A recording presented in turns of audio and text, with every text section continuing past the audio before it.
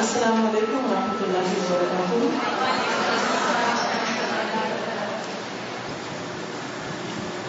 نحمده ونصلي على رسوله الكريم اما بعد فاعوذ بالله من الشيطان الرجيم بسم الله الرحمن الرحيم رب اشرح لي صدري ويسر لي امري واحلل عقدة من لساني يفقهوا قولي.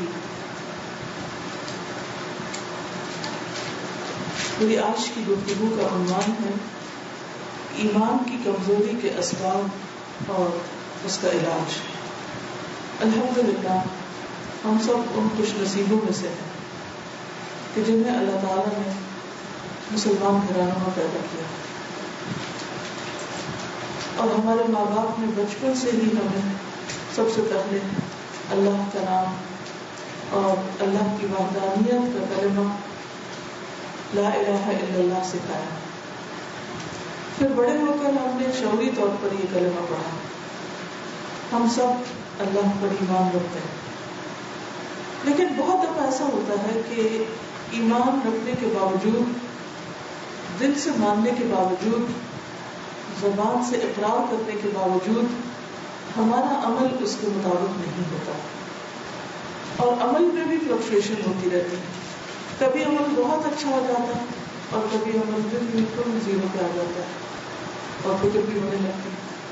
کبھی ایسا بھی ہوتا ہے کہ اپنے اوپر نفاق کا شک ہونے لگتا ہے اور ڈر آنے لگتا ہے کہ کہیں ایسا تو نہیں کہ ہم منافق ہو گئے ہیں.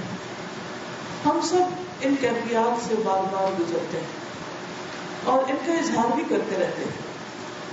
اکثر لوگوں کا یہ تکیہ کلام ہوتا ہے کہ ایمان کا لیول ڈاؤن ہو رہا ہے، یا یہ کہتے ہیں کہ ایمان کی وہ کیفیت نہیں محسوس ہو رہی، یا ایمان کی حلاوت محسوس نہیں ہو رہی. اور یہ بھی ہم اچھی طرح جانتے ہیں کہ ایمان گھٹتا اور بڑھتا ہے، ایک جیسا نہیں رہتا. اور اس کا پتہ کیسے چلتا ہے؟ ہمارے عمل کے بدلنے سے. ایمان زیادہ ہوتا ہے تو عمل اچھا ہوتا ہے، ایمان کم ہوتا ہے تو عمل بھی کم ہونے لگتا ہے. تو اس لیے یہ بہت ضروری معلوم ہوتا ہے کہ ہم سب ایمان کی کمزوری کے اسباب کو اچھی طرح جانیں اور ان کا علاج بھی کرتے رہیں، تاکہ جب ہمارے اندر یہ احساس پیدا ہو کہ ہمارا ایمان کمزور ہو رہا ہے تو ہم فوری طور پر فکر کریں اور اس کے علاج کی کوشش کریں، اس کمزوری کو دور کریں. اب دیکھیں کہ ہمارے جسم میں بھی بعض اوقات بیماری کی وجہ سے، بعض اوقات عمر کے زیادہ ہونے کے ساتھ ساتھ بہت سی کمزوریاں ہوتی رہتی ہیں. ہماری نگاہ کمزور ہو جاتی ہے، سننے کی قوت کمزور ہو جاتی ہے، ہمارے چلنے پھرنے کی قوتیں اور باقی چیزیں کمزور ہونے لگتی ہیں، ہمارا دل کمزور ہو جاتا ہے. ایسے میں ہم بیٹھ نہیں رہتے، کیا کرتے ہیں؟ اگر نگاہ کمزور ہو تو گلاسز لگاتے ہیں. اسی طرح اگر سننے میں کمی بیشی ہو آلہ سماعت لگاتے ہیں، ہیئرنگ ایڈ لگاتے ہیں. اسی طرح باقی کمزوریوں کو دور کرتے ہیں. اگر جسمانی طور پر کچھ کمزوری محسوس ہو رہی ہو تو ہم طاقت کی دوائیاں لیتے ہیں، اچھی غذا لیتے ہیں، ایک دوسرے کو مشورے دیتے ہیں اور لیتے ہیں اور ان پر عمل بھی کرتے ہیں تاکہ ہمارے اندر طاقت رہے، کیونکہ ہم یہ جانتے ہیں کہ جان ہے تو جہان ہے.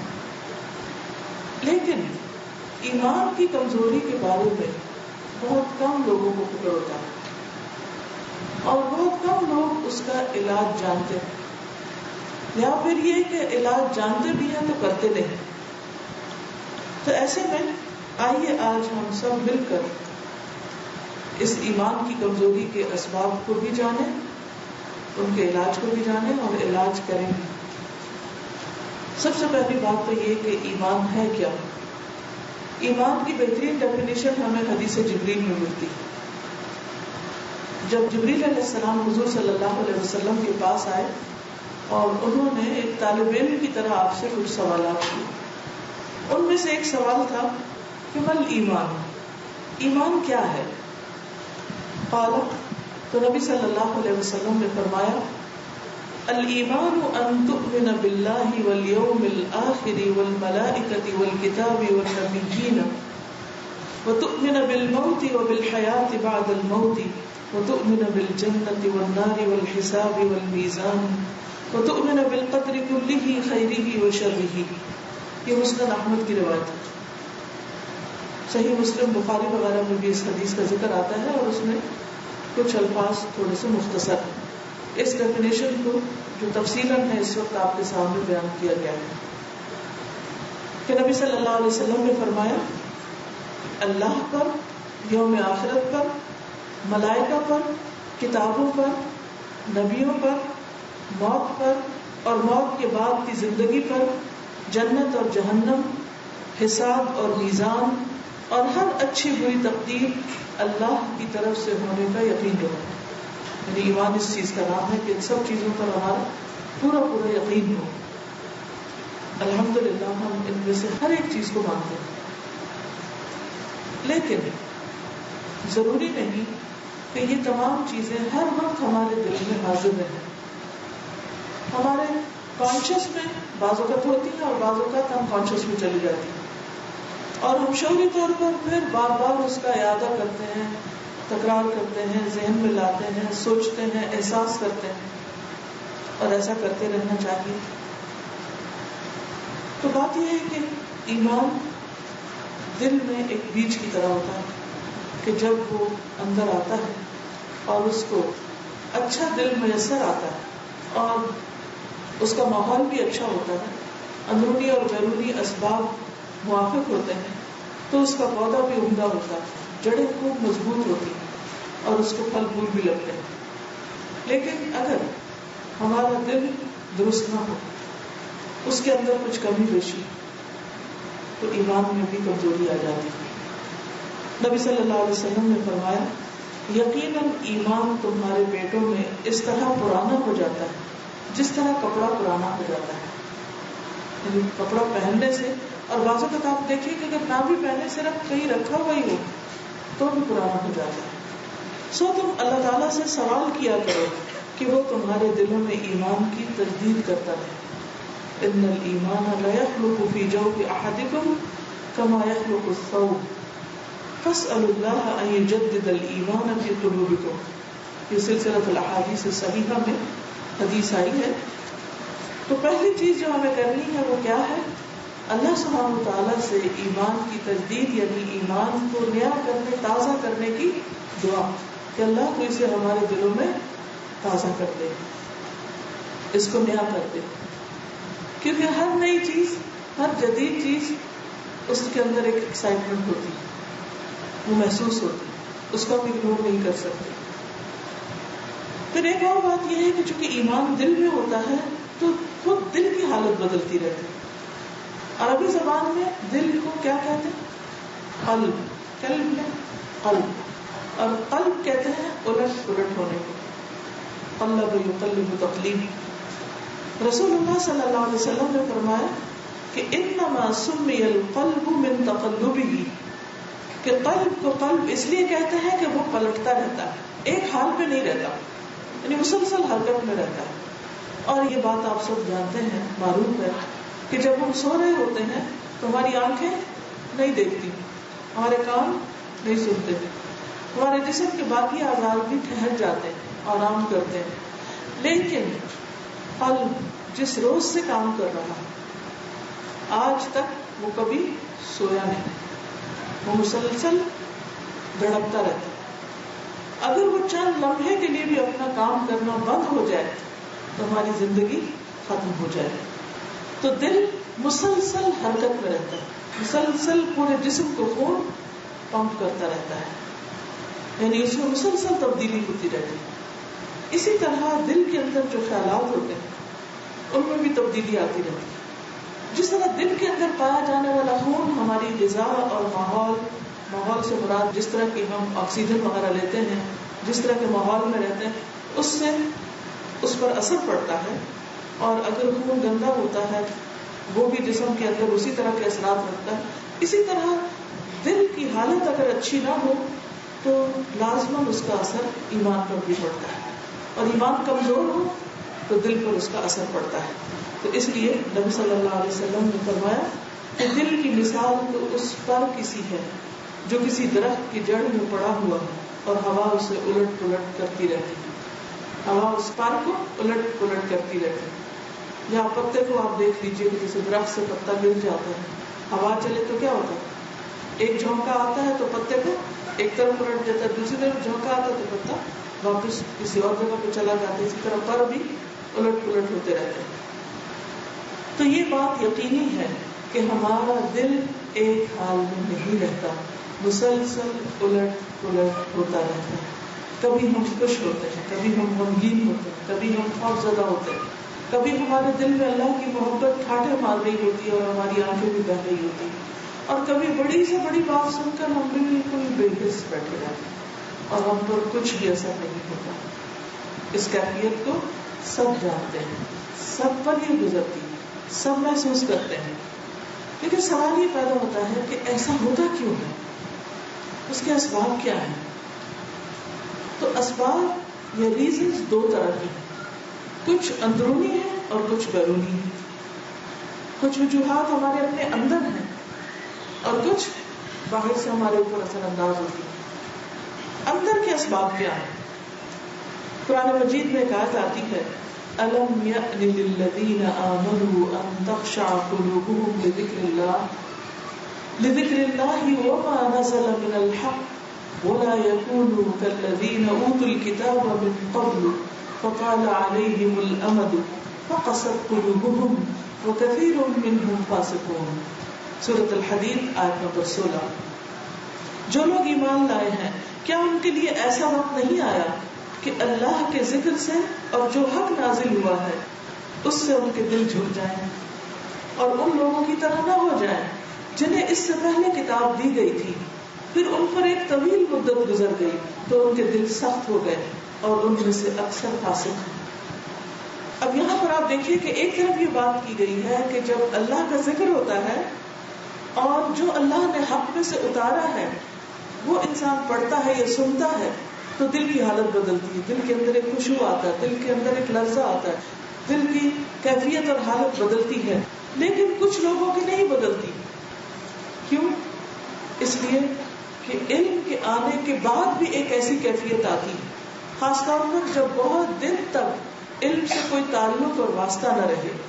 وَلَا يَكُونُوا كَالَّذِينَ أُوتُوا الْكِتَابَ مِن قَبْلُ فَطَالَ عَلَيْهِمُ الْأَمَدُ. ایک لمبا عرصہ گزر گیا, نہ کوئی پڑھنے لکھنے سے تعلق ہے, نہ کسی ذکر کی مجلس سے, نہ اہل علم سے, نہ صحبت صالحین سے, انسان اپنی دنیا میں کھویا ہوا ہے. تو اگرچہ اس کے پاس علم ہے, یہ بھی ہو سکتا ہے کہ وہ حافظ قرآن ہو, یہ بھی ہو سکتا ہے کہ وہ معلم قرآن رہا ہو, یہ ہو سکتا ہے کہ اس کو ساری معلومات ہو. جیسے بہت سے لوگ یہ کہتے ہیں نا کہ ہمیں سب پتا ہے, ہم جانتے ہیں, ہمیں معلوم ہے. ہاں واقعی وہ جانتے ہیں, ایسا نہیں کہ وہ نہیں جانتے, لیکن ان کا علم پرانا ہو چکا ہے, ان کا علم ٹھہر چکا ہے, اس پر ایک طویل مدت گزر گئی ہے. تو وجہ کیا سمجھ میں آتی ہے کہ علم سے دوری, علم کی مجلسوں سے دوری بڑے سے بڑے عالم کا بھی دل سخت کر دیتی. کبھی یہ نہ سمجھے کہ ہم نے قرآن پڑھ لیا ہے, ختم کر لیا ہے, مکمل کر لیا ہے, حافظ بن گئے ہیں, عالم بن گئے ہیں, اس کا ایک ایک لفظ یاد کر لیا ہے, ساری تفسیر کے ٹیسٹ پاس کر لیے ہیں, اور اب تو ہر چیز پتہ چل گئی, اب کیا ضرورت ہے. نہیں, یہ اللہ کی کتاب وما نزل من الحق, اللہ نے حق میں سے جو نازل کیا ہے اس کو مسلسل تازہ کرتے رہنے کی ضرورت ہوتی ہے. علم کی مثال پانی کی طرح ہے جو آسمان سے اترا.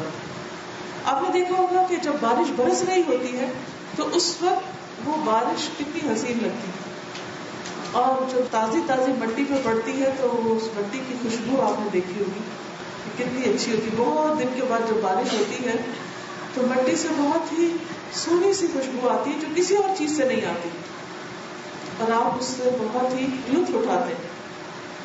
پھر کیا ہوتا ہے, بہت زیادہ بارش ہو جاتی, پانی ٹھہر جاتا ہے, حتیٰ کہ وہ ٹھہرا ہوا پانی اس پر مچھر وغیرہ پلنے لگتے ہیں, کیچڑ سا بننے لگتا ہے.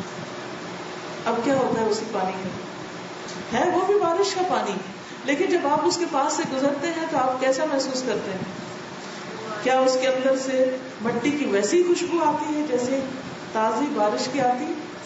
ہرگز نہیں. وہ سڑے میں پانی کی بو آ رہی ہے, پانی ٹھہرا ہوا ہے, وہ بہہ نہیں رہا, کیونکہ پانی جب چلتا رہتا ہے, بارش تھوڑی تھوڑی بھی برستی رہتی ہے تو اس کا اپنا ایک حسن ہوتا ہے, اس کی اپنی ایک خوبصورتی ہوتی ہے, اور وہ ایک فریشنس اور تازگی کا احساس ہوتا ہے. آپ سوچئے کہ اگر آپ کے شہر میں ہر روز صبح کے وقت تھوڑی سی پھوار پڑ جایا کرے, ہلکی پھلکی بارش ہو جایا کرے, تو دن بھر آپ کا موڈ کیسا ہوگا, آپ کا دل کیسا ہوگا, آپ کی کیفیت کیسی ہوگی؟ خوشگوار, آپ بہت ایکٹیو اور چست محسوس کریں گے. لیکن یہی بارش برسات کے موسم میں سستی, بیزاری, تھکاوٹ اور گھبراہٹ کا سبب بن جاتی ہے, کیونکہ وہ اس طریقے پر برستی ہے, جس طرح پانی ٹھہر جاتا ہے تو چیزوں کے اندر رچ بس جاتا ہے کہ اس کی وہ کیفیت نہیں ہوتی.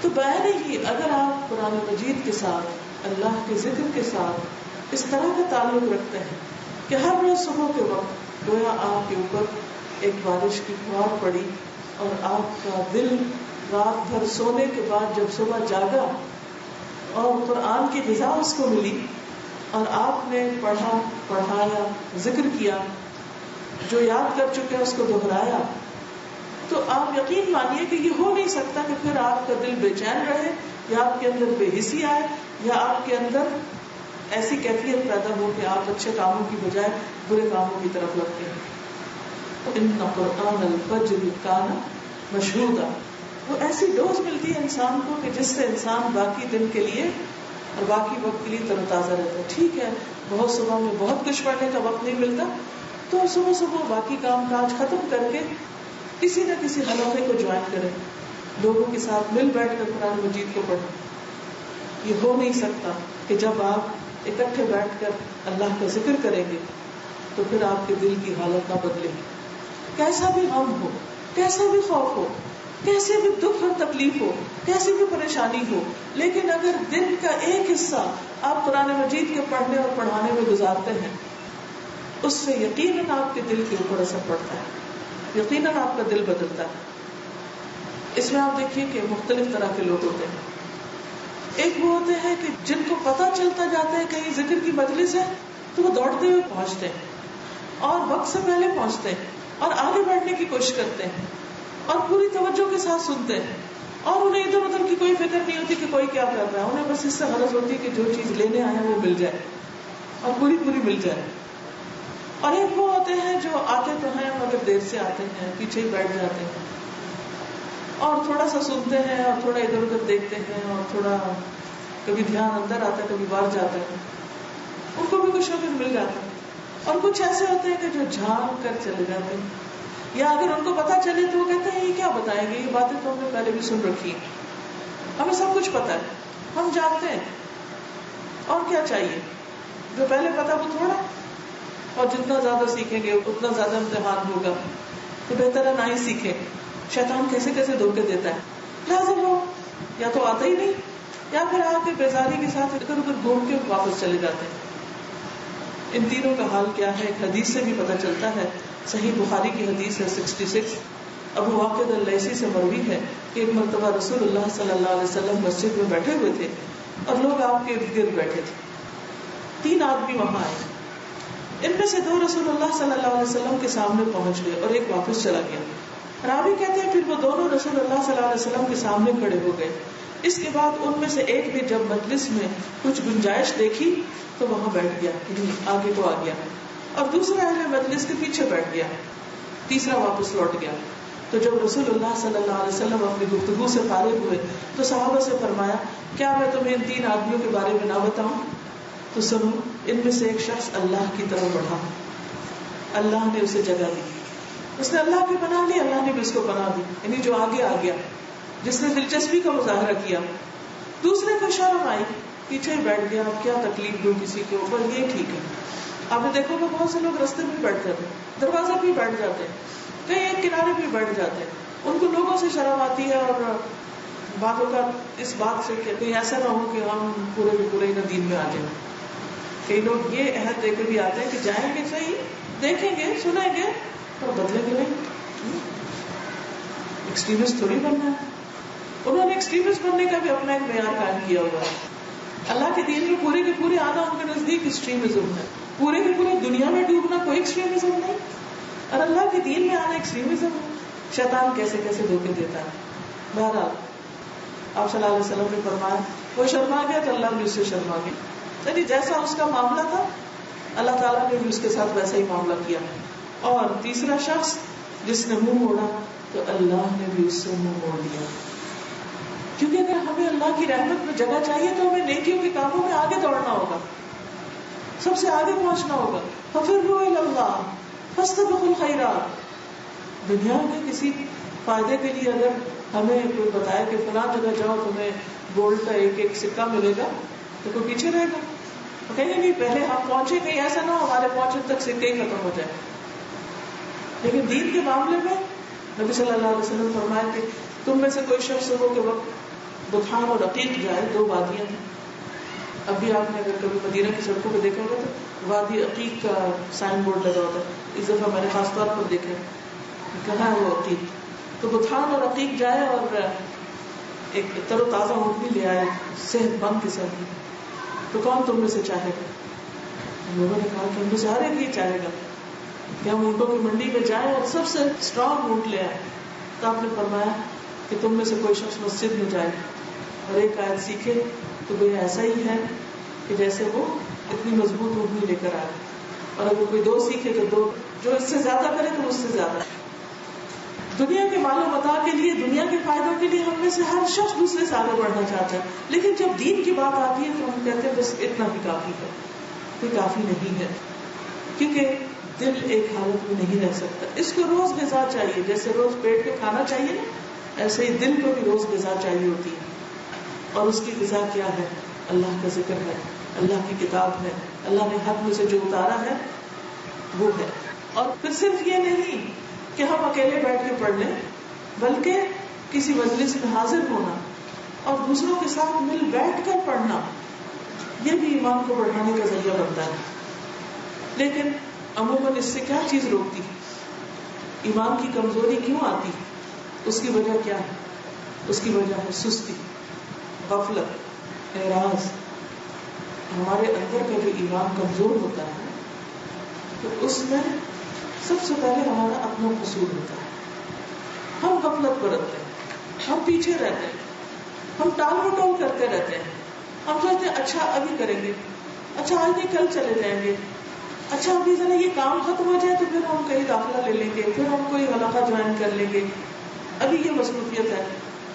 اور ہر ایج کے لوگ اپنی کوئی نہ کوئی مصروفیت کا بہانہ کرتے رہتے ہیں, اور جنہیں جانا ہوتا ہے وہ سب چھوڑ کے چلے بھی جاتے ہیں, کیونکہ دنیا کے کام تو کبھی ختم ہو بھی نہیں سکتے.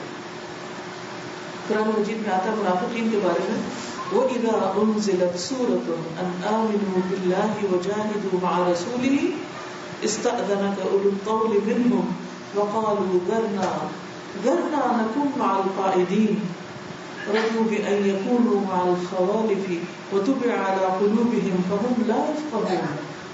اور جب کوئی صورت نازل ہوتی ہے کہ اللہ پر ایمان لاؤ, جب کوئی صورت نازل ہوتی ہے, اس دور میں تو صورتیں نازل ہو رہی, اب نازل تو ہو چکی لیکن ایک کے بعد ایک پڑھی جاتی ہیں یا کہیں پڑھائی جاتی ہیں, تو اس میں کیا ہوتا ہے کہ اللہ پر ایمان, یعنی ایمان کی تجدید کرتی ہیں اور اس کے رسول کے ہمراہ جہاد کرو.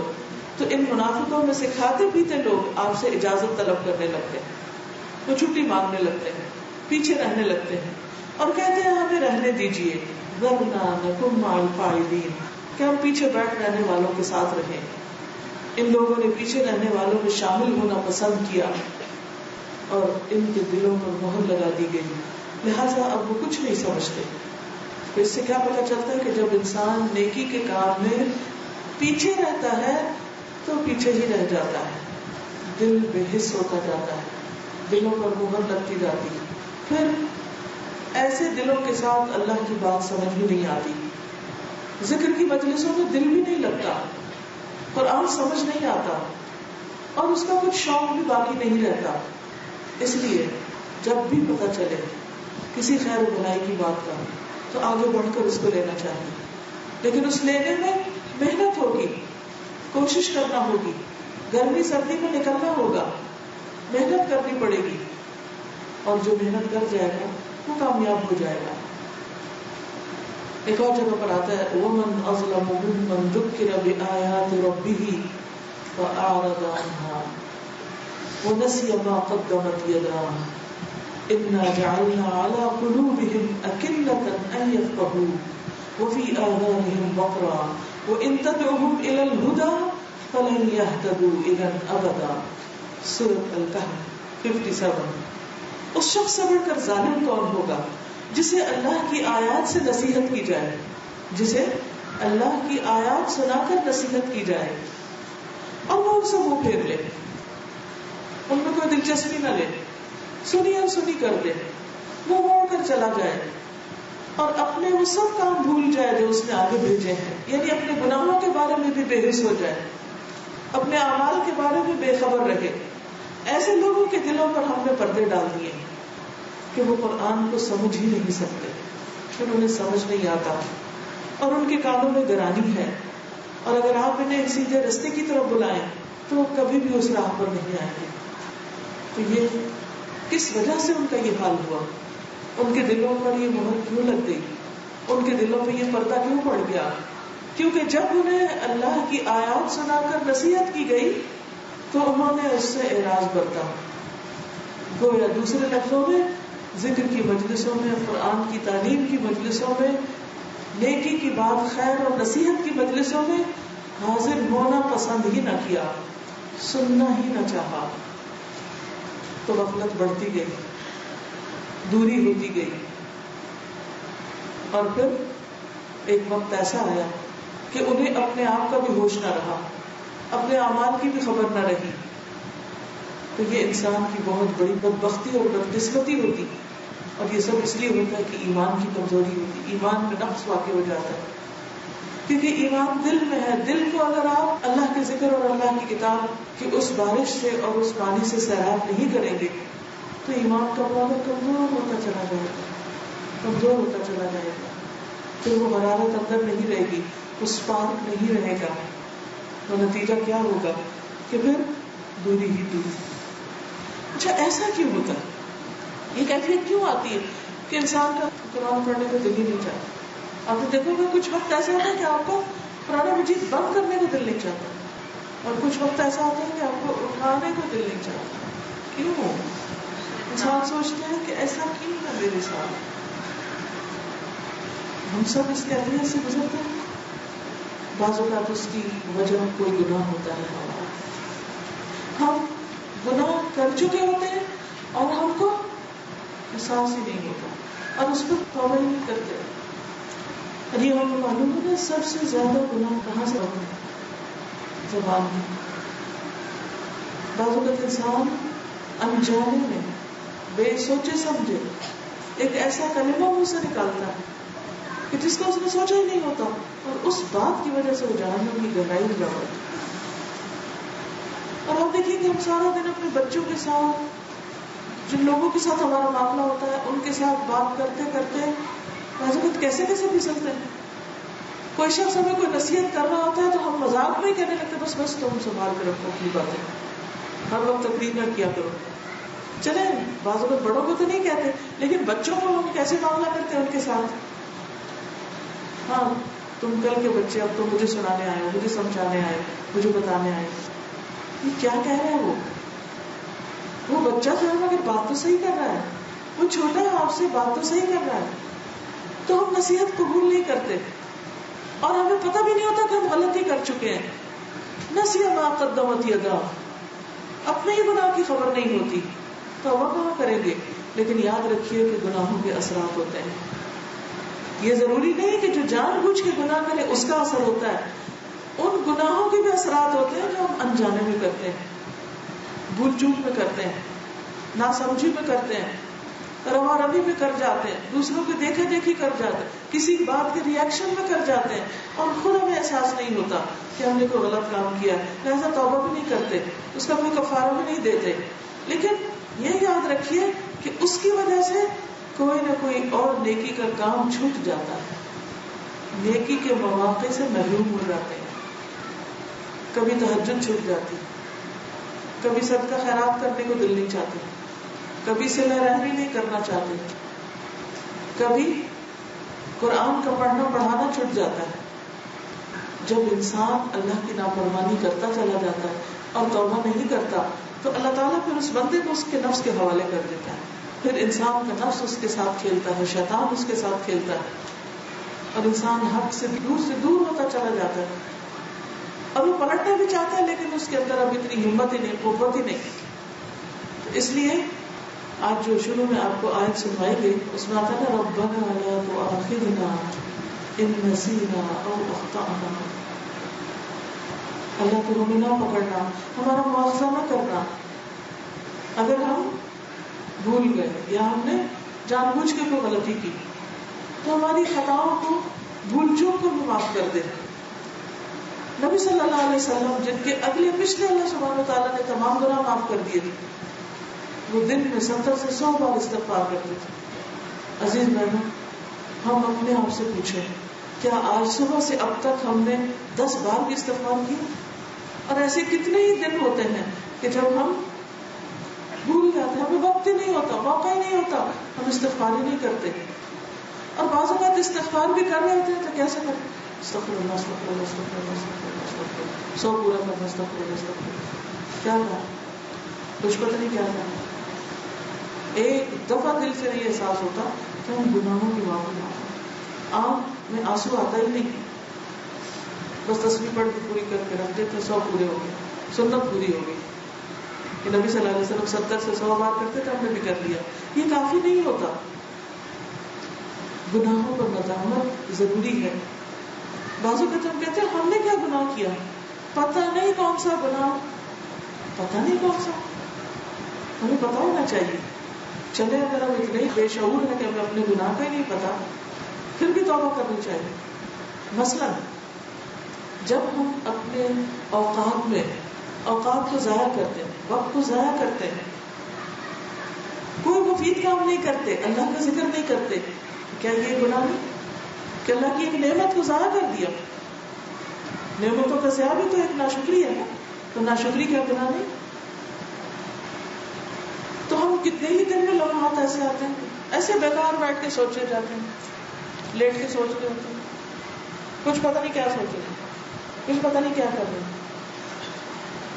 یعنی بعض اوقات غلط کام نہیں بھی کرتے, حرام کام نہیں بھی کرتے, کوئی گناہ کی بات نہیں بھی کرتے, لیکن کچھ نہ کرنا بھی غلط ہے, وقت کا ضائع کرنا بھی غلط ہے, اس کا کوئی احساس ہی نہیں ہوتا ہمیں. بعض اوقات فضول لفظ گفتگو میں ہوتے ہیں, بعض اوقات کچھ بھی نہیں کر رہے ہوتے, بس ایسی سستی. تو یہ سستی بھی ایک جرم ہے. نبی صلی اللہ علیہ وسلم نے اس سے پناہ مانگی تھی, اللہم انی اعوذ بک من الہم والحزن والعجز والکسل والجبن والبخل وغلبۃ الدین وقہر الرجال. دن میں کم از کم ایک دفعہ یہ دعا ضرور پڑھنی چاہیے. پھر آپ دیکھیے کہ رسول اللہ صلی اللہ علیہ وسلم نے فرمایا کہ گناہ دلوں پر غالب آنے والا ہے, یعنی گناہ کے اثرات دل پر ضرور پڑتے ہیں. حضرت علی بن ابی طالب سے روایت ہے کہ رسول اللہ صلی اللہ علیہ وسلم نے فرمایا, چاند کے سامنے آنے والی بدلی کی طرح ہر دل پر گناہوں کی بدلی چھا جاتی. یعنی جیسے رات کو 14ویں کا چاند بھی چڑھا ہوا ہو, رات آپ نے شاید منظر دیکھا ہو, کافی بڑا تھا چاند لیکن آگے بادل آئے ہوئے تھے تو پوری طرح ویزیبل نہیں تھا. دل نہیں چاہ رہا تھا کہ ذرا یہ لگ جائے تو اچھے سے دیکھ پائیں.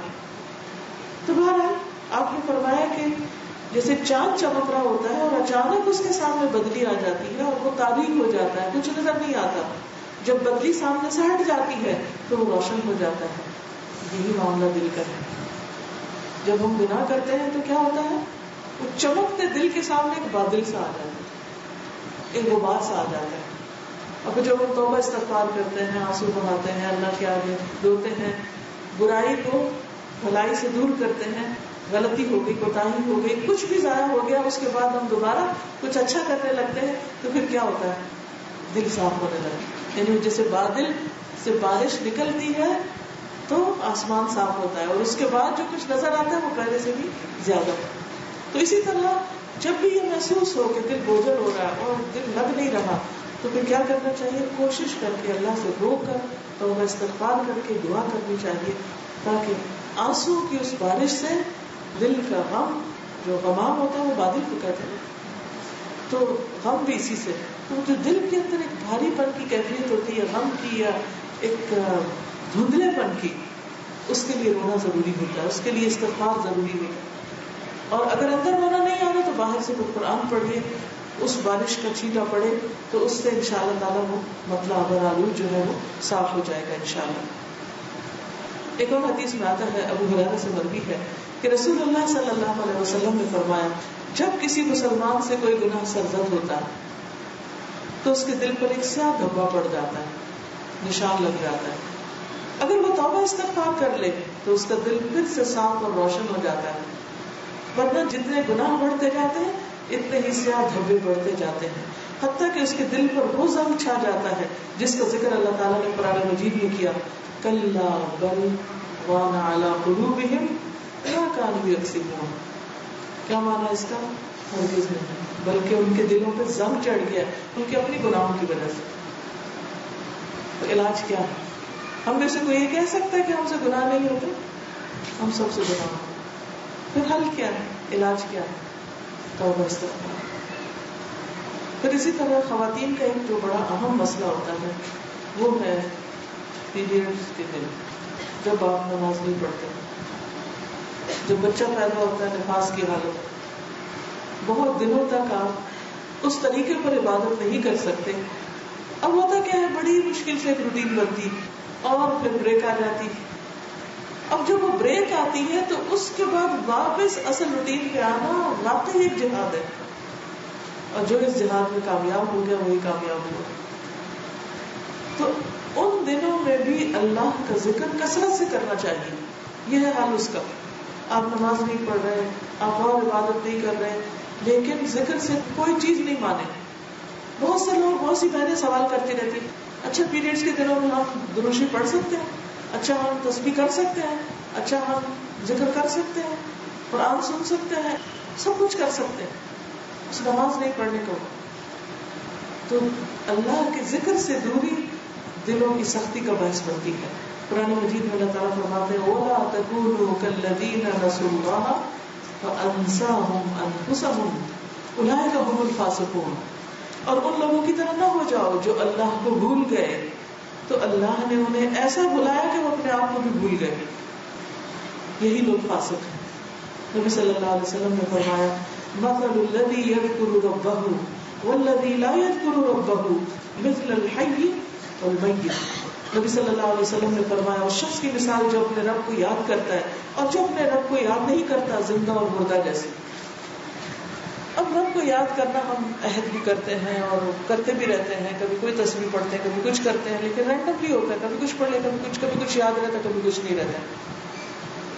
اس کا بڑا اچھا طریقہ یہ ہے کہ اگر آپ کو ایسے اسٹکرز مل جائیں جن پر مختلف تسبیحات لکھی ہوئی ہوں، جیسے ایک پر لکھا ہو سبحان اللہ وبحمدہ سبحان اللہ العظیم، ایک پر لا الہ الا انت سبحانک انی کنت من الظالمین، ایک پر لا الہ الا اللہ وحدہ لا شریک لہ لہ الملک ولہ الحمد وہو علی کل شیء قدیر، ایک پر لا حول ولا قوۃ الا باللہ العلی العظیم، وغیرہ وغیرہ. جتنی بھی تسبیحات ہیں وہ اگر گھر کے مختلف حصوں میں لگا دیے جائیں اور جو ہی آپ وہاں سے گزرے تو آپ کو ریمائنڈر ہو جائے.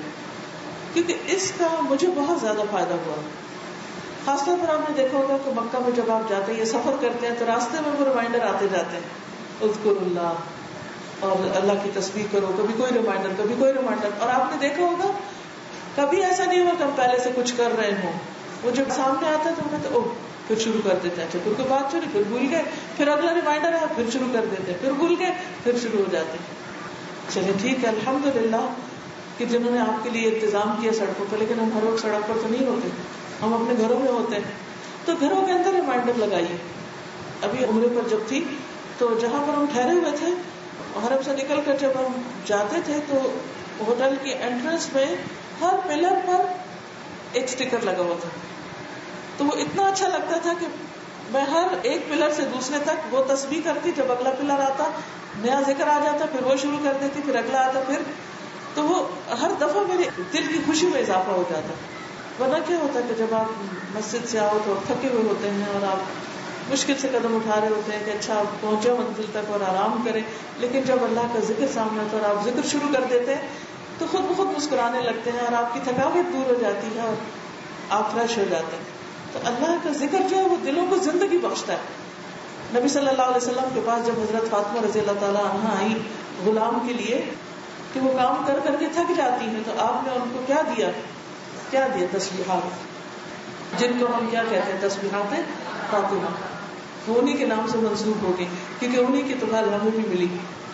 تب آپ دیکھیے کہ ہم میں سے کتنے لوگ ہیں جو رات بستر پہ پڑھ کے یا تھکاوٹ کے وقت یہ تسبیحات ہی رکھتے ہیں، بھول جاتے ہیں، پھر ہمارے اندر ایک اریٹیشن پیدا ہوتی ہے، کوئی غصہ کرنے لگتے ہیں. چائے نہیں بھولتی، چائے پی لیتے ہیں، پیناڈول کھا لیتے ہیں، لیکن تسبیحات پڑھنا شیطان بھلوا دیتا ہے.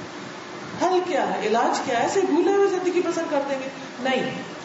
اگر آپ کو اللہ نے ایک پین دیا ہے اور ایک کاغذ کا ٹکڑا دیا ہے، اسٹکی نوٹ ہے آپ کے پاس، آپ جا کے خود لکھ کے اپنے بابرکت ہاتھوں سے خود ہی لگا دیجیے، تو انشاءاللہ آپ دیکھیں گے کہ پھر آپ نہیں بھولیں گے اور روز کی روز آپ کو یاد دہانی ہوتی رہے گی.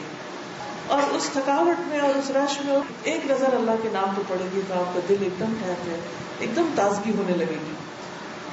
جو سگڑ خواتین ہوتی ہیں وہ گھر میں راہ چلتے چیزوں کی ڈسٹنگ کر رہی ہوتی ہیں، ادھر سے چیز اٹھا ادھر رکھ، وہ صاف کر، وہ شیشے کو صاف کر، واش روم میں گئے تو سنک دھونے کھڑے ہو گئے، وائپر کرنے لگ گئے، ڈرائنگ روم میں گئے، مجلس میں گئے تو وہاں پر ہر چیز ٹھیک ہو رہی ہے، کچن میں گئے تو جلدی جلدی ساتھ کھانا پکا رہے ہیں، ساتھ برتن ٹھیک کر رہے ہیں، ہر چیز ساتھ کے ساتھ. کچھ اس طرح گھر چلاتے ہیں، کچھ ستیائی ناس، ہر چیز زمین میں پڑی ہے، ہوش نہیں کہ اٹھائیں اس کو. ہر طرح کے لوگ ہوتے ہیں، ان کو لگتا نظر ہی کچھ نہیں آتا.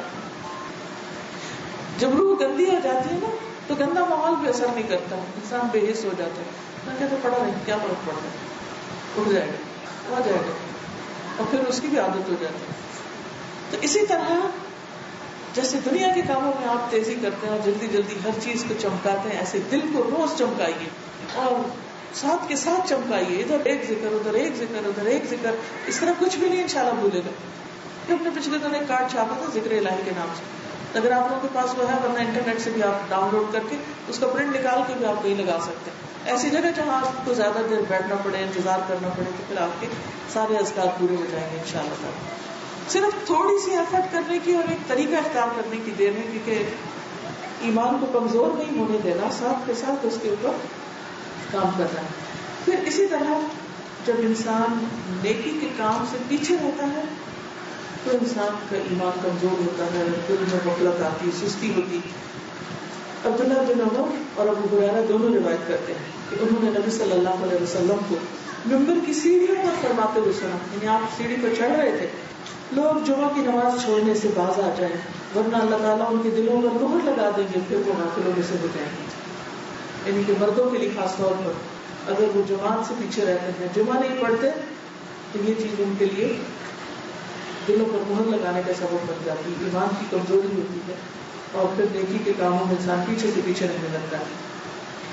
ایک اور چیز، صرف یہ نہیں ہوتا کہ آپ نیکی کے کاموں میں پیچھے رہتے ہیں تو آپ کا ایمان کمزور ہوتا ہے، بعض اوقات آپ ٹو مچ کام کر لیتے ہیں تو بھی ڈاؤن ہو جاتا ہے. بہت زیادہ بوجھ اپنے اوپر لانے سے بھی پرہیز کرنا ہے. اعتدال کی راہ سب سے بہترین راہ ہے. رسول اللہ صلی اللہ علیہ وسلم نے فرمایا، صحیح بخاری کی روایت ہے، یا ایھا الناس کلوا من الاعمال ما تطیقون فان اللہ لا یمل حتى تملوا وان احب الاعمال الى اللہ ادومها وان احب الاعمال الى اللہ ما دام وان قل. بخاری کی روایت میں ما دام کے لفظ آتے ہیں. لوگوں عمل اتنے ہی کیا کرو جتنی تم میں طاقت ہو، کیونکہ اللہ تعالیٰ نہیں تھکتا مگر تم تھک جاؤ گے. اور اللہ تعالیٰ کے نزدیک پسندیدہ عمل وہ ہے جسے پابندی سے ہمیشہ کیا جائے، خواہ وہ کم ہو، تھوڑا ہو لیکن مسلسل ہو. تو ایسا نہیں مطلوب کہ کبھی تو آپ بہت زیادہ کر لیں، تہجد بھی پڑھ رہے ہیں، نماز بھی پڑھ رہے ہیں، اشراق بھی پڑھ رہے ہیں اور ذکر بھی کر رہے ہیں اور مجلسوں میں بھی جا رہے ہیں، خوب تیزی ہے ہر چیز میں، اور کبھی پڑھ گئے ہیں بستر پر، کچھ بھی نہیں کر رہے. یہ نہیں ہونا چاہیے. اعتدال، روٹین بنائیں، ٹائم ٹیبل بنائیں. ریگولرٹی لائیں. ڈیلی بھی ہو سکتا ہے ٹائم ٹیبل, ویکلی بھی ہو سکتا ہے, منتھلی بھی ہو سکتا ہے, اینوئل بھی.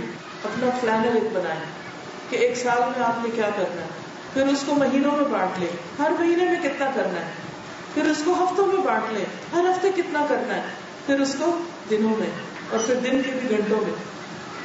بہت سے لوگ مجھ سے سوال کرتے ہیں کہ آپ نے یہ خدا کا کورس کیسے شروع کیا, سال میں کیسے ختم ہو جاتا ہے.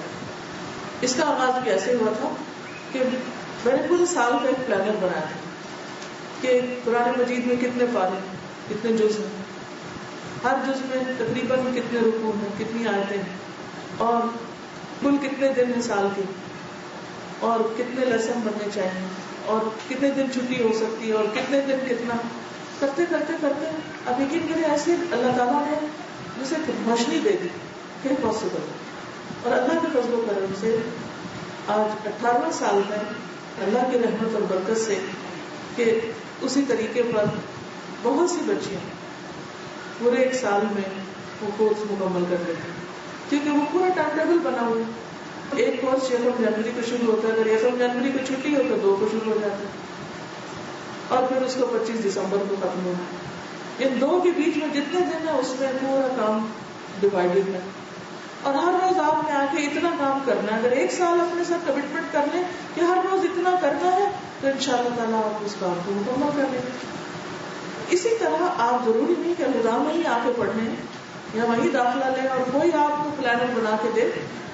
آپ اپنے حالات کے مطابق خود اپنے لیے پلان کریں کہ اس ایک سال میں مجھے صحیح بخاری مکمل کرنی ہے. مثلا اب پوری بخاری کو دیکھ لیں, مثلا پیجز دیکھ لیں, کل پیجز کتنے ہیں, ابواب کتنے ہیں, کون سی چیز کتنی ہے, مجھے ہر روز کتنا کام کرنا ہوگا. کیا میں ہر روز کر سکتی ہوں کہ ہفتے کے 4 دن کر سکتی ہوں, یا 5 دن کر سکتی ہوں, یا 3 دن کر سکتی ہوں, یا صرف 2 دن, یا صرف 1 دن.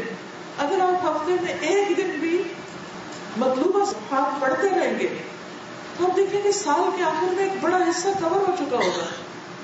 الحمدللہ اس طریقے پر میں نے کئی کتابیں مکمل کی ہیں, صرف روزانہ کے 2 صفحے, بس 2 صفحے, اس سے زیادہ نہیں. وقت ہو بھی تو نہیں کیونکہ اور کچھ کام کرنے ہیں, اور اس کی اتنی برکت ہوتی ہے. لیکن چھوڑنا نہیں, کچھ ہو جائے چھوڑنا نہیں. وہ کرتے کرتے کرتے کتابوں پہ کتابیں ختم ہو جاتی. ورنہ پتہ کیا ہوتا ہے, وہ جب میں گھر میں کتابیں دیکھتی ہوں نا خرید کے لا کے رکھی ہوئی, اور وہ بڑی نہیں ہوتی تو ہر دفعہ شرمندہ کرتی ہیں کیوں لا کے رکھی تھی. کچھ لوگ کتابیں کو خرید لیتے ہیں, لائبریری بھی بڑی عمدہ بناتے ہیں, بہترین قسم کی لکڑی لگا کے اور عمدہ ڈیزائن اور بہت شاندار قسم کی لائبریری, لیکن کتابیں بیچاری ان ٹچ نئی کی نئی پڑی رہتی ہیں. ایسی لائبریریوں کو دیکھ کر مجھے بہت آتا ہے, ان کا کیا بنے گا. یہ ہر روز دیکھ رہی ہیں نا, یعنی کہ گواہی دیں گی نا قیامت کے دن, دیواریں بھی اور ہر چیز. وہ کیوں نہیں ختم ہوئی, وہ کیوں نہیں پڑھی گئی, وہ کیوں نہیں دیکھی گئی, کیونکہ ہم نے کوئی پلان ہی نہیں بنایا. تو کیا کرنا چاہیے, چاہے ایک کتاب لے لیں, چھوٹی سی لے لیں, پہلے یہ عادت ڈالیں کہ ہر روز کرنا ہے.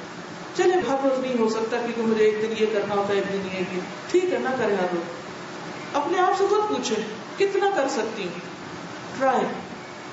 اگر اتنا نہیں ہوا یا آپ کہتے زیادہ ہو سکتا ہے تو ٹیسٹنگ کر کے پھر آپ اصل تک پہنچے گی, اتنا ہو سکتا ہے, پھر آپ جم جائیں گے. تار پیڈوں کے بارے میں آپ کو پتا ہوگا, پتا ہے کسی کیا ہوتا ہے تار پیڈو؟ سب مریض کو پتا کیا ہوتی ہے, پانی کے اندر ہوتی ہے. تو جب اس پہ اٹیک کیا جاتا ہے تو اس کو تلاش کرتے ہیں کس کے ذریعے, تار پیڈو کے ذریعے. اچھا وہ جس سے وہ تار کے ساتھ ہوتا ہے وہ الگ, وہ جب اس کو پھینکتے ہیں نا سمندر تو اپنی جو انٹیلیجنس ہوتی ہے اس کے ساتھ وہ ایک چیز سے جا کے ٹکراتا ہے, وہ سمجھتا ہے یہ میرا ہدف, پھر وہ دیکھتا نہیں یہ نہیں, پھر اس کے بعد وہ دوسری چیز کی طرف جاتا ہے, دوسرے وقت کہتا ہے یہ نہیں, یہ بھی نہیں, پھر تیسری, پھر چوتھی, حد تک کہ وہ اپنے نشانے تک پہنچ جاتا ہے. اب یہ جتنی بھی جگہ پہ غلط جگہ جا کے ٹکرا اور اس نے سمجھا کہ یہ ہے میرا نشانہ, تو وہ بھی اس کی کوشش ضائع نہیں ہوئی, کیونکہ اصل تک پہنچنے کے لیے اس کو یہ سارے تجربے کرنے تھے. اور اگر وہ کہے نہیں کوئی نہیں ملنا, کچھ نہیں ہونا, فائدہ نہیں, بعض اوقات آپ کو اپنی منزل پانے کے لیے بہت زیادہ ٹکریں کھانی پڑتی ہیں, بہت سی غلطیاں آپ سے ہوتی ہیں, بہت سا وقت ضائع ہو جاتا ہے, لیکن وہ سارا آپ کے تجربے میں شامل ہوتا رہتا ہے, وہ ضائع نہیں ہوتا حتیٰ کہ آپ اپنے نشانے کو پہنچ جاتے ہیں. آپ دیکھیں کہ موسیٰ علیہ السلام کیسی کیسی منزلوں سے گزرے, جو قرآن مجید پڑھ چکے ہیں سب کو معلوم ہے, کہاں پیدا ہوئے, کہاں ان کو اٹھایا گیا اس باسکٹ سے, پھر کس طرح ان کی ماں کے پاس لایا گیا, کس طرح وہ کہاں پلے بڑھے, پھر کس طرح وہ گھر سے نکلے اور کس طرح ان کے ہاتھوں قتل خطا ہوا, اور پھر کس طرح وہ ملک چھوڑ کے چلے گئے, اور پھر کئی سال وہ بکریاں چراتے رہے. یہ سب کیا ہو رہا تھا؟ بظاہر یوں لگ رہا تھا نا کہ یہ 40 سال ضائع ہو رہے ہیں, یہ ضائع نہیں ہو رہے تھے, یہ ساری تیاری ہو رہی تھی. کس کام کی؟ اس کام کی کہ جس کے لیے اللہ نے ان کو چنا تھا. فرمایا قد جئت علی قدری یا موسیٰ اور واصطنعتک لنفسی, میں نے تجھے اپنے کام کا بنا لیا. انسان بعض اوقات زندگی میں اتنی ٹھوکریں کھاتا ہے, اتنی اس کی کٹائی ہوتی ہے, اتنی اس کی گڑائی ہوتی ہے کہ ایک وقت آتا ہے کہ اللہ کے کام کا بنتا ہے. اس وقت کا انتظار کیجیے, لیکن اس سے پہلے مختلف چیزیں ٹرائی کرتے رہیں. جہد مسلسل چاہیے. اس دل کو بھی قرار نہیں آئے گا جب تک اس کو صحیح غذا نہیں ملے گی اور صحیح نشانے پہ جا کے نہیں بیٹھے گی, اور آپ کو اپنی زندگی کا صحیح مقصد اور اپنی صلاحیتوں کو صحیح طور پر پہچاننے کا موقع نہیں جب تک ملے گا. جب تک آپ وہ کام نہیں کریں گے جس کے لیے اللہ نے آپ کو خاص صلاحیتیں دی, تو آپ کبھی بھی چین نہیں پا سکتے. ہاں, جب آپ کو منزل مل جائے گی جس کے لیے آپ کو تیار کیا گیا اور آپ وہ کام کرنا شروع کر دیں گے, تو انشاءاللہ آپ کے ایمان میں پھر ہر روز اضافہ ہی ہوتا چلا جائے گا. لیکن اس کے لیے باقاعدہ کوشش, جہد مسلسل. ایسی چیزیں بائی چانس نہیں ملتی, ان کے لیے محنت کرنی پڑتی, تو پابندی کے ساتھ کام. عبداللہ بن عمرو بن العاص کہتے ہیں کہ مجھ سے نبی صلی اللہ علیہ وسلم نے پوچھا کیا یہ خبر صحیح ہے کہ تم رات بھر عبادت کرتے اور پھر دن میں روزہ بھی رکھتے؟ میں نے کہا جی ہاں میں ایسا کرتا ہوں. آپ نے فرمایا لیکن اگر تم ایسا کرو گے تو تمہاری آنکھیں بیٹھ جائیں گی اور تمہاری جان ناتمام ہو جائے گی, نبھا نہیں سکو گے ہمیشہ. بڑھاپے میں پھر انسان ایسا نہیں کر سکتا روز. تو اس سے کیا پتا چلتا ہے کہ نیکی کے کام میں بھی اتنی ہائٹ پر یا ہائٹ پہ نہیں جائیں کہ جس سے ریٹائرمنٹ میں آپ ڈپریشن میں چلے جائیں. نہیں, ڈپریشن میں نہیں جانا, تھوڑا تھوڑا کیونکہ مسلسل کرتے رہیں. اور ہم نے دیکھا ہوگا کہ جو کام ہم کرتے رہتے ہیں نا اس میں ایکسرسائز کرتے رہتے ہیں تو مسلس اسٹرانگ ہوتے رہتے ہیں. لیکن کب؟ جب آپ اس پیس پہ کرتے ہیں جس پہ کرنی چاہیے. کام کریں گے تب بھی نہیں, زیادہ کریں گے تب بھی نہیں. تو اپنی پیس معلوم کیجیے, اللہ نے آپ کو کتنی ہمت دی اور ایک ایسی زندگی گزاری ہے کہ جو واقعی پروڈکٹیو, جس میں آپ کی اپنی سیلف گرومنگ بھی ہو اور جس میں دوسرے انسانوں کے لیے بھی فائدہ مند ہو. پھر اسی طرح ایمان کس طرح کمزور ہوتا ہے؟ اس وقت جب انسان مشکلات پر اللہ کی طرف رجوع نہیں کرتا. مشکل آتی ہے, ہم لوگوں کو دیکھنے لگتے ہیں کون میرا کام کرے گا, کس کے پاس جاؤں, کس سے تسلی پاؤں, کون مجھے حوصلہ دے, کس سے فائدہ پہنچے. نہیں, صحابہ کرام تو جوتی کا تسمہ بھی ٹوٹتا تھا تو سب سے پہلے کیا کرتے تھے؟ اللہ سے مانگتے, اللہ کی طرف رجوع کرتے تھے. فلولا إذ جاءهم بأسنا تضرعوا ولكن قست قلوبهم وزين لهم الشيطان ما كانوا يعملون فلما نسوا ما ذكروا به فتحنا عليهم أبواب كل شيء حتى إذا فرحوا بما أوتوا أخذناهم بغتة فإذا هم مبلسون. پھر جب ان پر ہمارا عذاب آیا تو وہ کیوں نہ گڑ گڑائے, یعنی اللہ کی طرف رجوع کیوں نہ کیا, مگر ان کے دل تو اور سخت ہو گئے, یعنی مشکلات ہوں گے اللہ کی طرف نہیں آئے. اور جو کام وہ کر رہے تھے شیطان نے انہیں وہی کام خوبصورت بنا کر دکھا دیے. پھر جب انہوں نے وہ نصیحت بھلا دی جو انہیں کی گئی تھی تو ہم نے ان پر خوشحالی کے تمام دروازے کھول دیے, یہاں تک کہ جو کچھ ہم نے انہیں دیا تھا وہ اس میں مگن ہو گئے. تو ہم نے انہیں اچانک پکڑ لیا, پھر وہ مایوس ہو گئے. یہ بھی اللہ کا ایک طریقہ ہے کہ اللہ تعالیٰ انسان کو مشکل میں مبتلا کرتا ہے کہ بندہ اللہ کی طرف رجوع کرے. لیکن بندہ جب اس حال میں نہیں پلٹتا تو پھر اللہ تعالیٰ اس کو خوشحالی کی نعمت سے آزماتا ہے. اور بندہ اگر پھر اللہ کی طرف رجوع نہیں کرتا تو پھر اچانک پکڑ آتی ہے اور اس وقت انسان کے ہاتھ میں کچھ بھی نہیں ہوتا. پھر اسی طرح ایک اور بات بھی سمجھنے کی ہے کہ کچھ اور بری عادات اور برائیاں اور خامیاں اور خصوصاً اخلاقی برائیاں انسان کے ایمان کو کمزور کرتی ہیں یا ایمان کی دشمن ہوتی ہیں. حدیث میں آتا ہے لا یجتمعان فی قلب عبد الایمان والحسد، کسی بندے کے دل میں ایمان اور حسد دونوں چیزیں اکٹھی نہیں رہتی. جب انسان کسی سے جیلس ہوتا اور پھر وہ عادت بنا لیتا ہے جیلسی کی، تو پھر کیا ہوتا ہے؟ ایمان رخصت ہونے لگتا ہے. پھر نتیجہ کیا ہوتا ہے؟ انسان برے سے برے کام کرنے لگتا ہے. کسی کی نعمت دیکھ کر، چاہے کسی کا حسن ہو، کسی کا لباس ہو، کسی کا گھر ہو، کچھ بھی ہو، کسی کی بھی خیر اور بھلائی دیکھ کر اس سے حسد نہیں کرتا. فوراً اس وقت کیا چاہے؟ اللہ تو مجھے اپنے فضل سے عطا کرے. اور کسی کی نعمت کے زوال کی دعا نہ مانگے اور اس کی خواہش اور تمنا نہ کرے. اور اسی طرح کسی کی تکلیف پر خوش نہ ہو. شکر. دیکھیے ایک کیفیت ہوتی ہے، کچھ لوگ ایسے ہوتے ہیں کہ جب وہ کسی کو اچھے حال میں دیکھتے ہیں تو خوش ہوتے ہیں، ان کو مبارکباد دیتے ہیں اور اس پر راضی ہوتے ہیں، اللہ کی رضا پر راضی ہوتے ہیں. ایسے لوگ خوش قسمت کہ جن کے دلوں میں یہ حال ہے کہ وہ دوسروں کی خوشی کو خوش ہوں، دوسروں کو ملنے والی نعمت پر خوش ہوں. کچھ لوگ ایسے ہوتے ہیں کہ جو کسی کی خوشی دیکھ کے برداشت نہیں کر سکتے اور وہ کیا تمنا کرتے ہیں کہ ان سے یہ نعمت چلی جائے. کچھ اس سے بھی آگے بڑے ہوتے ہیں. وہ کون ہوتے ہیں؟ جو اس وقت تک راضی نہیں ہوتے جب تک دوسرے کو تکلیف میں نہ دیکھیں. یعنی وہ انتظار میں رہتے ہیں. مثلا کسی کا سنا نا، اس کو بڑی کوئی نعمت ملی ہے، اچھی جاب مل گئی، ان کا کاروبار بہت فلرش کرنے لگا، کوئی اچھی گاڑی کسی نے لے لی، اچھا گھر بنا لیا.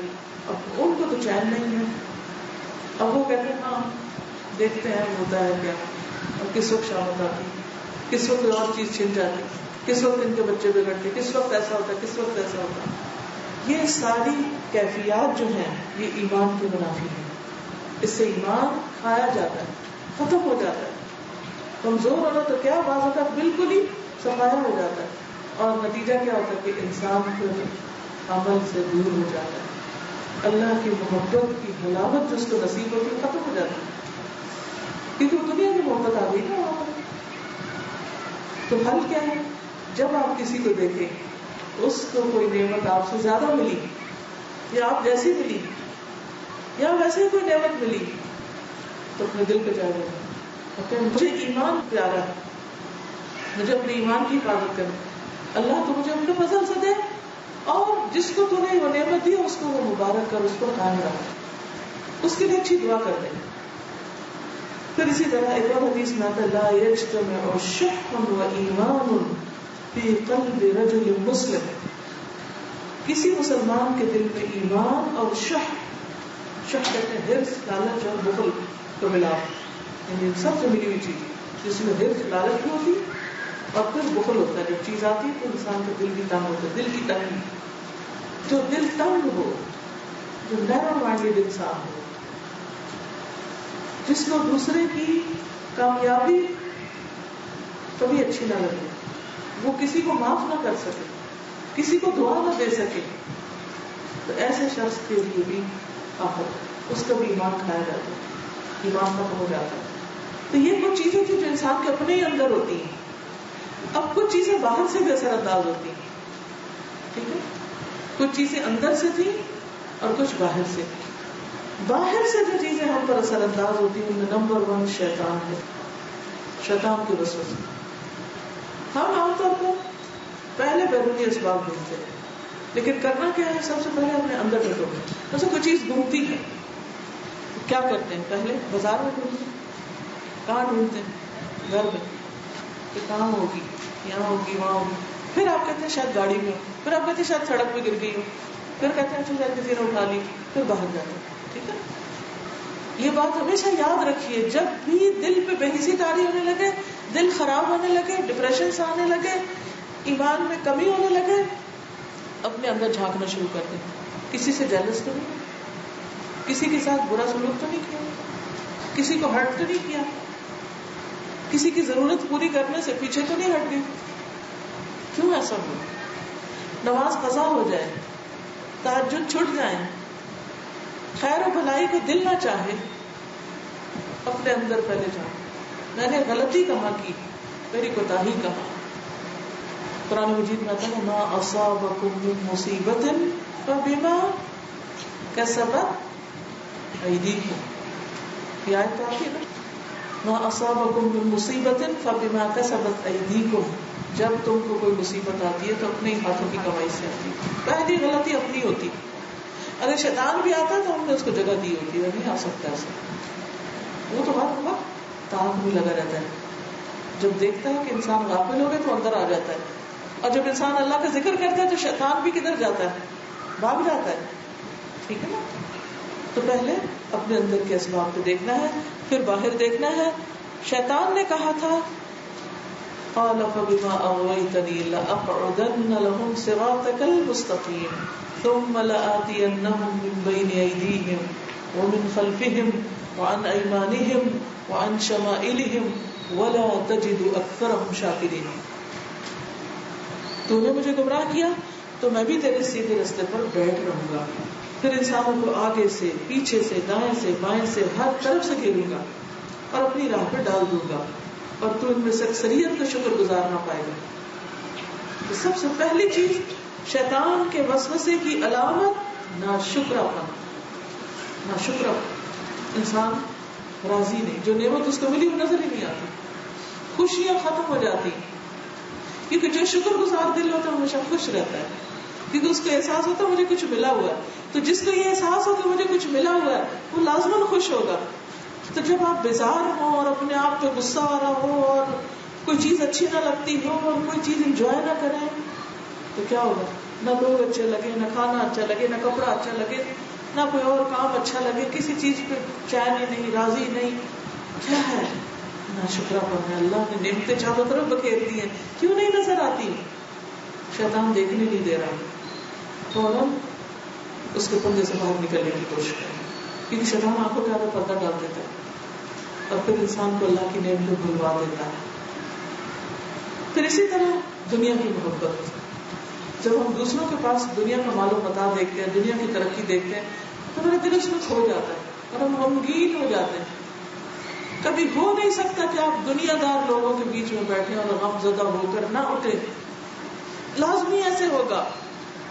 اور یہ ہو نہیں سکتا کہ آپ اللہ والے کے بیچ میں بیٹھیں اور اللہ کا ذکر کریں اور آپ خوش ہو کر نہ اٹھیں, چاہے آپ کو کچھ بھی نہ ملے, کوئی دنیا کی چیز نہیں مل رہی آپ کو, لیکن آپ کو دل کی ایک ایسی راحت, سکون اور خوشی ملتی ہے کہ جو ہر چیز اس پہ قربان ہے. اور جب آپ دنیا میں اپنے سے اوپر والوں کے ساتھ ملتے ہیں تو آپ کو حقیر طور پر دیکھتے ہیں, آپ کو اپنے سے چھوٹا دیکھتے ہیں, کبھی آپ کا مذاق اڑاتے ہیں, کبھی آپ کو کوئی تانا سنا دیتے ہیں, کبھی آپ کو ذلیل کرتے ہیں, اور پھر آپ کے دل کا حال کیا ہوتا ہے؟ ان دونوں کیفیات کو یاد کریں, سوچیں کہاں سے اٹھے تھے تو دل بوجھل لے کے اٹھے, اور کہاں سے اٹھے تو جو بوجھل لے کے گئے تھے وہ بھی ہلکا ہو گیا اور خوش خوش باہر نکلے. بہت بڑا فرق ہے, لیکن ہم نہیں سمجھتے. جن کے دلوں میں تقویٰ ہوتا ہے, اللہ کی سچی محبت ہوتی ہے, وہ انسانوں کی قدر کرتے ہیں, وہ انسانوں سے محبت کرتے ہیں, وہ انسانوں کو ان کی غلطیوں کے باوجود قبول کرتے ہیں, وہ انسانوں کے لیے ججمنٹل نہیں ہوتے, وہ ان کے لیے بڑا دل رکھتے ہیں. ایسے لوگوں کے پاس آپ بیٹھتے ہیں تو آپ سوچتے ہیں اچھا میں سمجھتی تھی کہ پتہ نہیں میرے بارے میں کیا سوچیں گے, لیکن ایسا تو کسی نے کچھ نہیں سوچا. آپ ان کی شر سے محفوظ ہوتے ہیں, وہ آپ کو تانے نہیں دیتے, وہ شکر نہیں کرتے, وہ شکایتیں لے کے نہیں بیٹھتے, وہ شکر گزار ہوتے ہیں. آپ انہیں کچھ بھی نہ دیں تب بھی وہ شکر گزار ہوں گے, لیکن دنیا دار لوگ آپ کو اپنا سب کچھ بھی دیتے تو شکر گزار نہیں, کیونکہ ان کی حرص اور لالچ بڑی ہوئی. نبی صلی اللہ علیہ وسلم کو کیوں کہا گیا وَاصْبِرْ نَفْسَكَ مَعَ الَّذِينَ يَدْعُونَ رَبَّهُمْ بِالْغَدَاةِ وَالْعَشِيِّ وَلَا تَعْدُ عَيْنَاكَ عَنْهُمْ تُرِيدُ زِينَةَ الْحَيَاةِ الدُّنْيَا وَلَا تُطِعْ مَنْ أَغْفَلْنَا قَلْبَهُ عَنْ ذِكْرِنَا وَاتَّبَعَ هَوَاهُ وَكَانَ أَمْرُهُ فُرُطًا. سورۃ کہف کی آیت ہے, جمعے کو پڑھتے ہوں گے. آپ صلی اللہ علیہ وسلم سے فرمایا جا رہا ہے کہ آپ اپنے آپ کو جوڑ کے رکھیں, جما کے رکھیں. کن کے ساتھ؟ ان لوگوں کے ساتھ جو اپنے رب کو صبح شام پکارتے ہیں, ان کی مجلس میں بیٹھیں, ان کے ساتھ بیٹھیں, ان کی کمپنی اختیار کریں. یہ ایمان کی کمزوری کا علاج ہے. ان کی کمپنی میں بیٹھیں گے تو کیا ہوگا؟ ایک دم ایمان اوپر ہوگا, اور ان سے آپ کی نگاہیں نہ پھریں, یعنی ان کو اگنور نہیں کرنا, اور ان لوگوں کی اطاعت نہ کریں جن کے دلوں کو ہم نے غافل کر دیا. وَلَا تُطِعْ مَنْ أَغْفَلْنَا قَلْبَهُ عَنْ ذِكْرِنَا. اس کی پیروی نہیں کرنی جس کا دل ہمارے ذکر سے غافل ہے, جس کو اللہ کی یاد نہیں آتی اور وہ اپنی خواہشات کے پیچھے دوڑ رہا ہے, ایک کے بعد ایک خواہش, ایک کے بعد ایک خواہش, اور اس کے معاملات بکھرے ہوئے, یہ بھی کر لو, وہ بھی کر لو, بڑی بڑی تمنائیں, آرزویں, بڑی بڑی پلاننگ کرتا کراتا کچھ بھی نہیں, ہاتھ میں اس کے کچھ بھی نہیں. تو جو لوگ خود ملخبت ذہن کے ہوتے ہیں, پراگندہ حال ہوتے ہیں, فوکس نہیں ہوتے, زندگی میں کوئی مقصد نہیں, تو آپ کو بھی کوئی مقصد بنا دیتے ہیں. ایسی بری صحبت سے بچنا چاہیے. اچھی کمپنی, اللہ کی یاد رکھنے والوں کی کمپنی, یہ بہت ضروری ہے. پھر آپ دیکھیں کہ جب دنیا والوں کے پاس آپ بیٹھتے ہیں اور دنیا کی محبت دل میں آتی ہے تو پھر بھی انسان کا دل بوجھل ہوتا ہے. اللہ تعالیٰ فرماتے ہیں اعلموا انما الحیات الدنیا لعب ولهو وزینۃ وتفاخر بینکم وتکاثر فی الاموال والاولاد کمثل غیث اعجب الکفار نباتہ ثم یہیج فتراه مصفرا ثم يكون حطاما وفي الآخرة عذاب شديد ومغفرة من الله ورضوان وما الحياة الدنيا إلا متاع الغرور. جان لو دنیا کی زندگی محض کھیل تماشا, زینت و آرائش, تمہارا آپس میں ایک دوسرے پہ فخر کرنا, بال و اولاد میں ایک دوسرے سے زیادہ حاصل کرنے کی کوشش کرنا. جیسے بارش ہوئی تو اس کی نباتات نے کاشتکاروں کا دل خوش کر دیا, پھر وہ جوبن پہ آتی ہے, پھر زرد پڑتی دکھائی دیتی ہے, پھر آخر گھس بن جاتی ہے. یعنی دنیا بھی ایسے ہی پرانی ہو جاتی. آپ نیا فرنیچر گھر میں لاتے ہیں, کچھ عرصے کے بعد اٹھا کے باہر پھینکتے ہیں کیونکہ اس میں کوئی رونق زینت نہیں رہی. جبکہ آخرت میں ایسی غفلت کی زندگی کا بدلہ کیا ہے؟ سخت عذاب. اور ایمان والوں کے لیے اللہ کی بخشش اور اس کی رضا ہے, اور دنیا کی زندگی تو محض دھوکے کا سامان ہے. انسان ایک کے بعد ایک چیز کے اوپر, ہاں کتنی خوبصورت, یہ بہت اچھی ہے, اس کی کوالٹی بہت اچھی, A1. لیکن A1 کا حال کیا ہوتا ہے؟ کسی مشینری کو دیکھیں, گاڑی کو دیکھیں, فرنیچر کو دیکھیں, کارپیٹس کو دیکھیں, ڈیکوریشن کو دیکھیں, اعلیٰ سے اعلیٰ گھر کو دیکھیں, کچھ عرصے کے بعد رینوویشن چاہیے. ہر چیز پرانی ہوتی ہے, نہ بھی استعمال کریں اور پرانی ہوتی ہے. استعمال کرنے سے بھی ہوتی ہے, نہ کرنے سے بھی ہوتی ہے. اگر آپ اپنے گھر بند کر کے آ جائیں, کچھ عرصے کے بعد جائیں تو ایسا لگتا ہے جیسے ہر چیز نیچے آنے لگے. یہ ہے دنیا کی زندگی کا کام, ساری رونقیں ختم ہو جاتی. لیکن نقصان کیا ہوتا ہے؟ دل بجھنے لگتا ہے, دل میلا ہو جاتا ہے. نبی صلی اللہ علیہ وسلم نے فرمایا مجھے تم پر محتاجی کا ڈر نہیں, مجھے خوف اس بات کہتے ان پر دنیا کشادہ کر دی جائے گی جس طرح تم سے پہلوں کو کشادہ کی گئی, پھر پہلوں کی طرح تم اس کے لیے رغبت کرو گے, جس طرح وہ ہلاک ہوئے یہ تمہیں بھی ہلاک کرے گی. یعنی پھر تم دنیا چاہنے لگو گے, دنیا کے پیچھے بھاگنے لگو گے, اور بالآخر دنیا کی دوڑ اتنی ہو جائے گی کہ دین سے دوری ہو جائے گی, اور یہ چیز مسلمانوں کے زوال کا سبب بنے گی. اب ہم دیکھ رہے ہیں. پھر اسی طرح مال اور اولاد کا فتنہ. مال اور اولاد ایسی چیز ہے جو انسان کے ایمان کو کمزور کرتی ہے اگر وہ نیکی کے راستے میں نہ ہو. نبی صلی اللہ علیہ وسلم نے فرمایا 2 بھوکے بھیڑیے اگر بکریوں میں چھوڑ دیے جائے تو اتنا فساد نہ کریں جس قدر مال و جاہ کی ہرس انسان کے دین ایمان کو خراب کرتی ہے. پھر اسی طرح برے لوگوں کی صحبت. حل کیا ہے, علاج کیا ہے, ساتھ ساتھ بتاتی بھی گئی ہوں. آخر میں چند ایک نقطوں کی شکل میں بتاؤں گی کیونکہ کافی لمبا ہو گیا. مگر مجھے بھی یہ حرص تھی کہ اتنے عرصے کے بعد آپ سے ملاقات ہوئی تو تھوڑی دیر لمبی بھی وجہ بات کو گزر لیں ان شاء اللہ. سب سے پہلی بات یہ کہ ایمان کی کمزوری کا علاج قرآن کی تلاوت میں ہے اور غوروں پہ کرنا. جب دل بجھنے لگے, کمزوری محسوس ہو اور نیکیوں کا شوق نہ رہے, رغبت نہ رہے, تو قرآن سے تعلق مضبوط کریں, جتنا ہے اس سے زیادہ کریں, یا طریقہ بدل دیں. اکیلے پڑھتے ہیں تو کسی مجلس میں پڑھیں, کسی کے ساتھ بیٹھ کے پڑھیں, کیونکہ سچے مومن تو وہ ہیں انما المؤمنون الذین اذا ذکر اللہ وجلت قلوبهم واذا تلیت علیہم آیاتہ زادتہم ایمانا. آیات کیا کرتی ہیں؟ ایمان میں اضافہ کرتی ہیں. وعلی ربہم یتوکلون, پھر رب پر توکل بڑھ جاتا ہے. نبی صلی اللہ علیہ وسلم نے سب سے پہلے لوگوں کو ایمان کی دعوت دی. جندب بن عبداللہ اور ابن عمر کہتے ہیں ہم نے ایمان سیکھا, پھر ہم نے قرآن سیکھا جس سے ہمارے ایمان میں اضافہ ہو. تو یقینی طور پر قرآن ایمان میں اضافے کا ذریعہ ہے. دل کا حال بدلے گا انشاءاللہ. دوسری چیز اللہ کے اسماء اور صفات کی معرفت, اللہ کے ناموں کو جاننا, اللہ کی صفات کو جاننا, اللہ تعالیٰ کے بارے میں معرفت میں اضافہ کرنا. قرآن مجید میں آتا ہے انما یخشی اللہ من عبادہ العلماء. تو ابن کثیر اس آیت کی تفسیر میں کہتے ہیں جتنا اللہ سے ڈرنے کا حق ہے اتنا علم والے ہی ڈرتے ہیں. کیونکہ جتنا ڈرنا چاہیے وہ صرف علم والے ڈر سکتے ہیں کیونکہ وہ اللہ کی معرفت رکھتے ہیں. حقیقتاً جو شخص جس قدر اللہ کی ذات اور صفات سے متعلق زیادہ معلومات رکھے گا اسی قدر اس عظیم اور قدیر اللہ کی عظمت اور حیرت اس کے دل میں بڑھے گی اور اسی قدر اس کی خشیت زیادہ ہوگی. تو ایمان میں اضافے کا ذریعہ کیا ہے؟ اللہ کے اسماء و صفات پر غور و فکر. تو آپ کوئی بھی ایسی سیریز یا پڑھیں یا سنیں یا جانیں یا کسی حلقے کو جوائن کریں جہاں اللہ کے ناموں پر بات ہوتی ہے, اللہ کی صفات کا ذکر ہوتا ہے, تو ہر صفت کو پڑھ کر آپ کے ایمان میں انشاءاللہ اضافہ ہوگا, ڈگری ابو جائیں گے انشاءاللہ.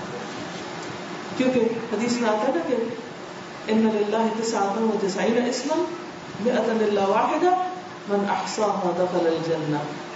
اللہ تعالیٰ کے 99 نام ہے, یعنی 1 کم 100.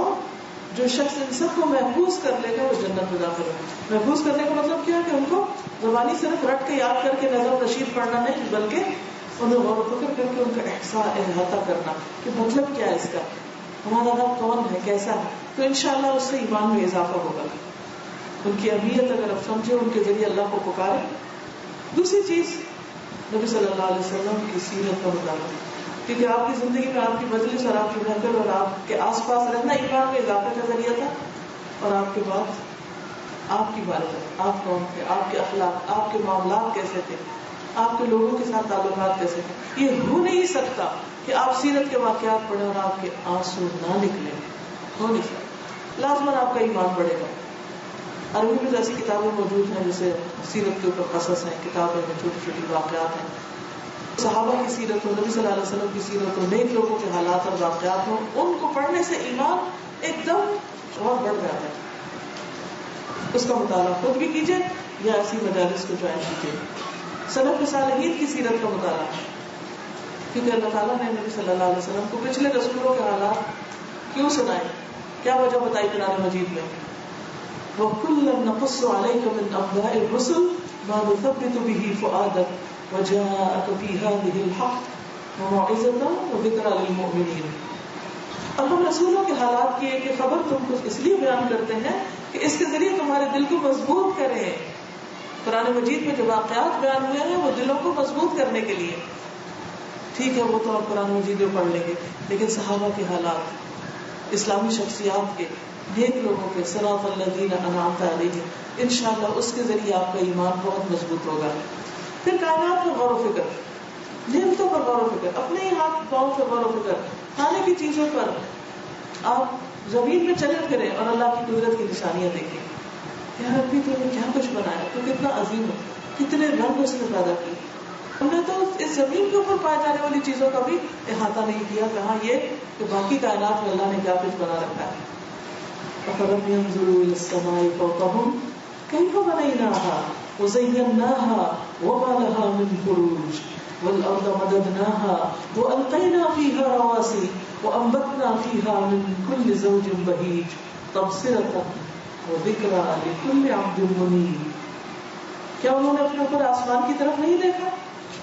ہم نے کس طرح اسے بنایا اور آراستہ کیا, یعنی کیسے رات کے ستارے چمکتے اس پر, اور اس میں کوئی بھی شگاف نہیں, کوئی سراف نہیں, اور زمین کو ہم نے پھیلا دیا اور اس میں مضبوط پہاڑ رکھ دیے اور اس میں ہر طرح کی پربہت چیزیں اگائی. ان چیزوں میں ہر رجوع کرنے والے بندے کے لیے بصیرت اور سبق حاصل کرنے کا سامان ہے. اس سے آپ کے ایمان میں اضافہ ہوگا.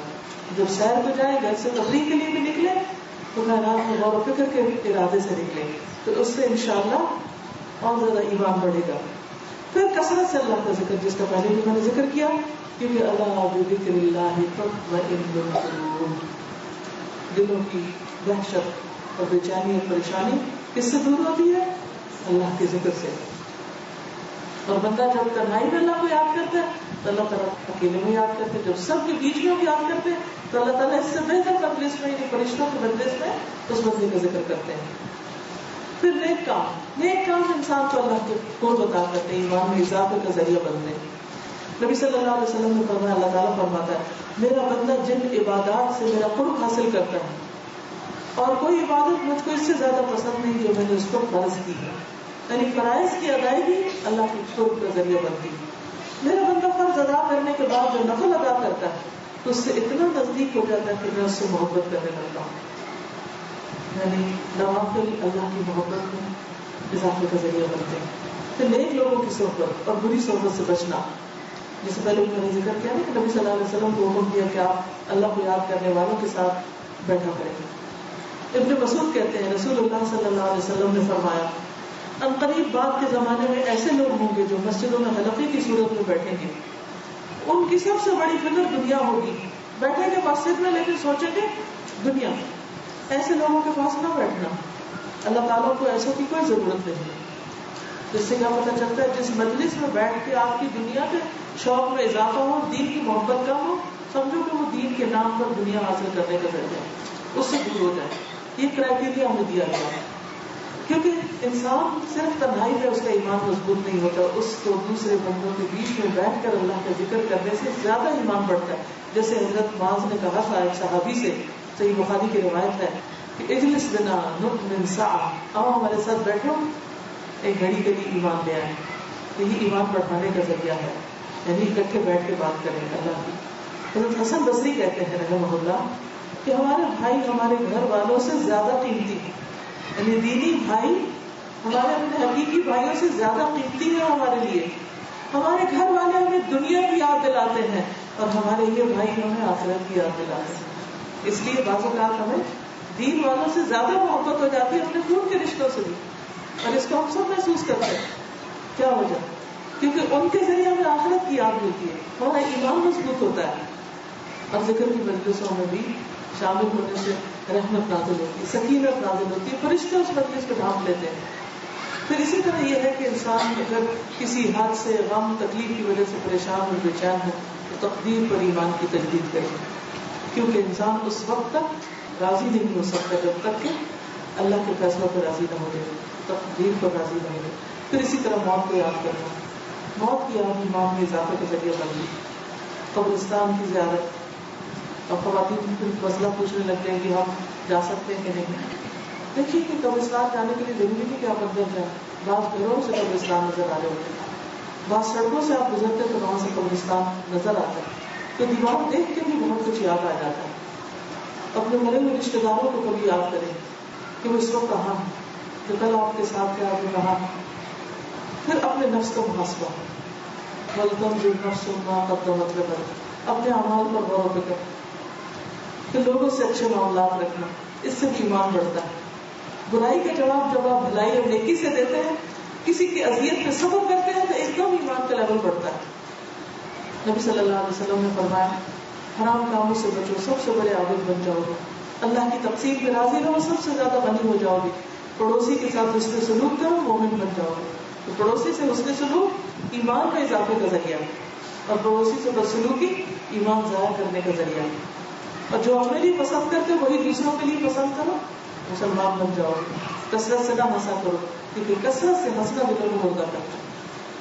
پھر اللہ کے دین کا کام کرنا، اللہ کے دین کے لیے نکلنا، وقت نکالنا، اس سے بھی ایمان مضبوط ہوتا ہے.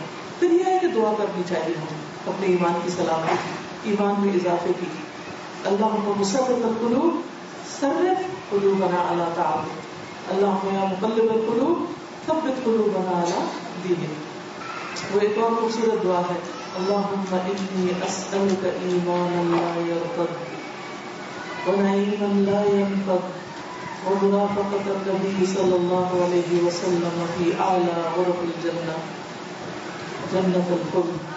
اے اللہ، میں آپ سے ایسے ایمان کا سوال کرتا ہوں جو بڑھتے نہ، جو واپس نہ لوٹے، جو کم نہ ہو. اللہ مجھے ایسا ایمان دے دے جو نیچے نہ آئے.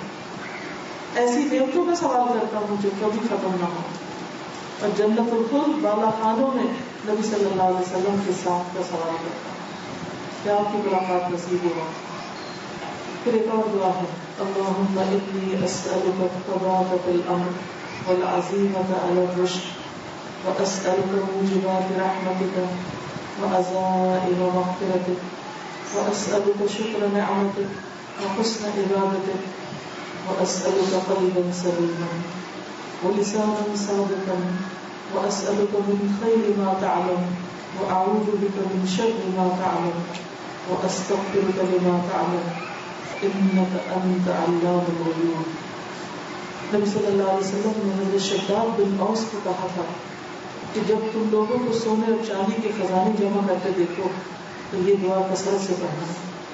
یعنی جب دیکھو کہ لوگ دنیا کا مال سمیٹ رہے ہیں تو انسان کے اندر ایک غم کا سا احساس آتا ہے کہ ہم پیچھے رہ رہے ہیں, لوگ کہاں سے کہاں پہنچ گئے اور ہم نہیں کریں. تو اس وقت میں کیا دعا پڑھو؟ اے اللہ, میں تجھ سے دین پر ثابت قدمی اور ہدایت پر پختگی کا سوال کرتا ہوں, اور میں تجھ سے تیری رحمت کو واجب کرنے والے اور تیری مغفرت کو لازم کرنے والے امور کا سوال کرتا ہوں. ایسے کاموں کی توفیق دے کہ جس سے بخشش ہو جائے اور تیری رحمت آ جائے. میں تجھ سے تیری نعمتوں کا شکر ادا کرنے اور اچھے انداز میں عبادت کرنے کا سوال کرتا ہوں. میں تجھ سے توفیق مانگتا ہوں کہ میری عبادتیں خوبصورت ہو جائیں. میں تجھ سے قلب سلیم اور سچی زبان کا سوال کرتا ہوں, اور میں تجھ سے ہر اس بھلائی کا سوال کرتا ہوں جسے تو جانتا ہے. ہر اس برائی سے تیری پناہ چاہتا ہوں جو تیرے علم میں ہے, اور تجھ سے ان تمام گناہوں کی بخشش چاہتا ہوں جو تیرے علم میں ہے. بے شک تو غیروں کا خوب جاننے والا. آمین. وآخر دعوانا ان الحمد للہ رب العالمین. سبحانک اللہم وبحمدک نشہد ان لا الہ الا انت نستغفرک ونتوب الیک. آپ کے پاس 15 منٹ ہیں, آپ سوال کر سکتے ہیں. وعلیکم السلام. نبی صلی اللہ علیہ وسلم کی حدیث ہے کہ تم مومن نہیں ہو سکتے جب تک کہ اللہ سے اور اس کے رسول سے دنیا کی ہر چیز سے بڑھ کے محبت نہ کرو. تو آپ تھوڑا سا اس پہ روشنی ڈالیے, ہم اپنے دلوں میں اللہ کی محبت اور اس کے رسول کی محبت کس طرح زیادہ بڑھتی ہے. یہ جو میں نے آخری چیزیں بتائی نا ٹپس, یہ ساری چیزیں اللہ رسول کی محبت اور ایمان میں بھی اضافہ کرتی ہیں. لیکن یہ ہے کہ میں ایک آسان ٹپ بتاتی ہوں. کسی بھی چیز کی محبت کب دل میں آتی؟ جب ہم اس کو یا دیکھتے یا سنتے یا اس سے کوئی معاملہ کرتے یا پھر اس کو چکھتے یا اس کو سونگتے یا اس کو محسوس کرتے. ہوتا ہے جس چیز کے بارے میں ہم جانتے ہی نہیں اس سے محبت نہیں ہو سکتی. اگر میں کہوں آسٹریلیا میں ایک پھول ہے جو مجھے بہت اچھا لگتا ہے, لوگوں سے پوچھو اس کا رنگ کیا ہے, وہ مجھے نہیں معلوم. اگر پوچھو اس کی خوشبو کیسی ہے, وہ بھی مجھے نہیں پتا. کس چیز سے محبت ہے؟ اللہ رسول سے محبت ہو ہی نہیں سکتی جب تک ان کے بارے میں ہم جانے نہیں. جاننے کے لیے کیا کرنا چاہیے؟ قرآن و سنت کے مطالعے کے علاوہ اسماء الحسنی کا تفصیلی مطالعہ, اور اس کو زندگی سے ریلیٹ کرے اور اس کو محسوس کرے اور ان چیزوں کو زندگی میں تلاش کرے, ان پر غور و فکر کرے. تو انشاءاللہ اللہ تعالیٰ کے ناموں پر غور و فکر آپ کے اندر اللہ کی محبت میں اضافہ کرے گا. نبی صلی اللہ علیہ وسلم کے اخلاق اور معاملات سے متعلق جو واقعات ہیں سیرت کے, ان کے پڑھنے سے آپ کے دل میں رسول اللہ صلی اللہ علیہ وسلم کی محبت ہر ایک کی محبت سے زیادہ ہو جائے گی. کیوں؟ کیونکہ کسی اور کا ایسا اخلاق ہے ہی نہیں, کسی اور کے ایسے معاملات ہے ہی نہیں, کسی اور کی ایسی شخصیت ہے ہی نہیں جو اللہ کے رسول صلی اللہ علیہ وسلم کی تھی. تو وہ معیار جب سامنے آئے گا تو انشاءاللہ ان سے محبت ہوگی, اور پھر ہر چیز سے بڑھ کر محبت ہوگی کیونکہ وہ ہر چیز سے زیادہ خوبصورت ہیں, پیارے ہیں, عظیم ہیں. ٹھیک ہے. وعلیکم.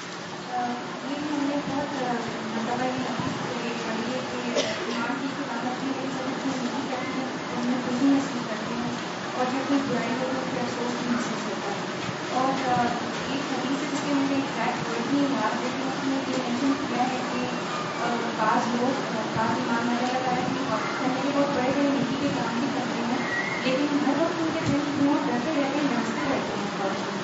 تو کیا یہ ممکن ہے کہ ایک انسان نیکیاں کرے لیکن ہمیشہ اپنے آپ کو 0 پہ تصور کرے, اپنے قسمت کی وجہ سے یا اپنی سنسیئرٹی میں کمی کی وجہ سے, تو یہ محسوس ہو کہ اس نے ورزش نہیں کیا ہے, اس نے کچھ اچیو نہیں کیا, تو مسلسل ایک فکر نہیں ہے, پریشانی نہیں ہے. جی, آپ نے درست فرمایا کہ مومن کا دل جو ہوتا ہے وہ ڈرتا رہتا ہے. جیسے سورۃ المؤمنون میں وہ آیت آتی ہے, والذین یؤتون ما آتوا وقلوبهم وجلة انہم الی ربہم راجعون, کہ وہ لوگ جو دیتے ہیں جو وہ دیتے ہیں اور ان کے دل کانپتے رہتے ہیں کہ وہ رب کی طرف لوٹنے والے. تو حضرت عائشہ نے اس کے بارے میں پوچھا تھا کہ کیا یہ وہ لوگ ہیں جو غلط کام کرتے ہیں؟ فرمایا نہیں یار, صدیق کی بیٹی اس سے مراد وہ لوگ ہیں کہ جو نیکی کے کام کرتے ہیں لیکن نیکی کرنے کے باوجود بھی ان کے دل ڈرے رہتے ہیں کہ ان کو یہ ڈر ہوتا ہے کہ اللہ کے پاس واپس جانا ہے تو پتہ نہیں کیا اس کا وزن نکلے گا، یا قبول بھی ہوتی ہے یا نہیں. تو بہت سے لوگ جو واقعی اللہ کے دوست ہوتے ہیں ان کو یہ فکر بہت کھاتی ہے کہ اللہ تعالیٰ کو ہمارا کام پسند آ جائے. اچھا، اس چیز کو بھی آپ عام روزمرہ زندگی میں دیکھتے ہیں کہ جس سے آپ کو محبت ہوتی ہے، جب آپ کوئی کام کرتے ہیں اس کے لیے تو آپ کو کیا دل چاہتا ہے. بس آپ کے کوئی عزیز دوست رشتے دار آ رہا ہے جس سے آپ کو بہت محبت ہے تو ہم عام طور پر محبت کے اظہار کے لیے خوب کھانے پکاتے ہیں. کھاتے کی محبت کے اظہار کھانے سے ہوتا ہے. اچھا، اب کھانا پکاتے ہوئے سارا وقت کیا خیال ہوتا ہے کہ کھانے والے کو پسند آ، جس کے لیے پک رہا ہے اسے پسند آ جائے. اور جب وہ کھا کے تعریف کر دیتے تو کیا کہتے ہیں جملہ، قیمت وصول ہو گئی، کیونکہ وہ خوش ہو گیا جس کو خوش کرنا چاہا تھا. تو آپ دیکھیے کہ اللہ تعالیٰ کے ساتھ جب ہمارا تعلق ہوتا ہے، ہم نماز پڑھتے ہیں، ہم کہتے ہیں نہیں اچھی نہیں پڑھی گئی، ابھی ہمیں اور اچھی پڑھنی ہے، ابھی اور اچھی پڑھنی ہے. پھر پڑھتے پھر تھوڑا دل کو قرار آتا ہے، پھر سوچتے ہیں اچھا اللہ تعالیٰ آپ قبول کر لیں، ریاکاری نہ ہو. پھر خفیہ عمل کرنے کو دل چاہتا ہے. یہ کہتے ہیں کہ چھپا کے، کیونکہ اللہ کے لیے کرنا، چھپا کے کسی کو پتہ نہ چلے. لیکن جب انسان کا فوکس ہٹتا ہے اللہ سے، ہٹ کے کچھ اور کرتا ہے، پھر انسان انہیں کے لیے عمل کرنے لگتا ہے. یہ کہیں کہ کیا خوب، کتنے بڑے لوگ ہیں، عبادت گزار ہیں، کیسے کیسے. تو دل کی درستگی کا انحصار اس بات پر آپ اپنے اندر دیکھ سکتے ہیں کہ پھر وہ انسان کے اندر ایک خاص قسم کی خشیت پیدا ہوتی ہے. یہ وہی ہے جس کا ذکر ہم نے پڑھا نا، یخش اللہ من عبادہ العلماء. جی، سوال کرنے والا خود اپنا سوال کرے گا. جی، وعلیکم السلام. جی، یعنی کاموں میں اعتدال رکھنا چاہیے کہ ایسا نہ ہو کہ ایک وقت میں بہت کام کرے اور پھر کچھ بھی نہ کرے.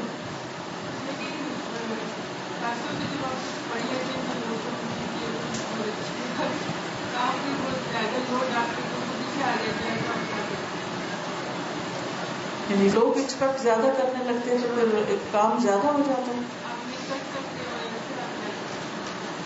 اس میں دیکھیے کہ جب ہم اللہ کے لیے کام کرتے ہیں تو جتنا کر سکتے ہیں اتنا ہی کرتے ہیں، نہ ہم اس کو بڑھاتے ہیں نہ گھٹاتے ہیں. کیونکہ ہمیں پتا ہوتا ہے کہ ہم کر سکتے ہیں، ہم کرتے ہیں. پتا ہوتا ہے اللہ کو پتا ہم نہیں کر سکتے، ہم نہیں کرتے. تو صحیح علم جو ہوتا ہے نا اور ایمان کی درستگی وہ لوگوں کا خوف نکالتی ہے. اس کے لیے ضرور ورک کرتے رہیں کہ لوگوں کو خوش کرنے کے لیے نہیں کرنا، اللہ کے لیے کرنا ہے. تو آپ ریلیکس ہو جائیں گے. کیونکہ بعض اوقات لوگ اتنا بدگمان ہو جاتے ہیں آپ سے، اتنے زیادہ آپ سے ناراض ہو جاتے ہیں، حالانکہ آپ کا کوئی قصور نہیں ہوتا اس میں، تب بھی بالکل کام ڈاؤن رہے، بے فکر رہے.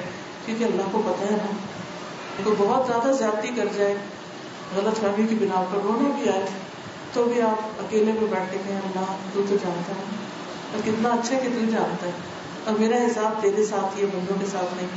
تو اللہ آپ کے دل کو ٹھنڈک بخشے گا. نیکسٹ کوئی اور. وعلیکم السلام. جب آپ بلائیں گے، بلانا آپ کا کام، آنا میرا کام، ٹھیک ہے، اور عزت اللہ کا.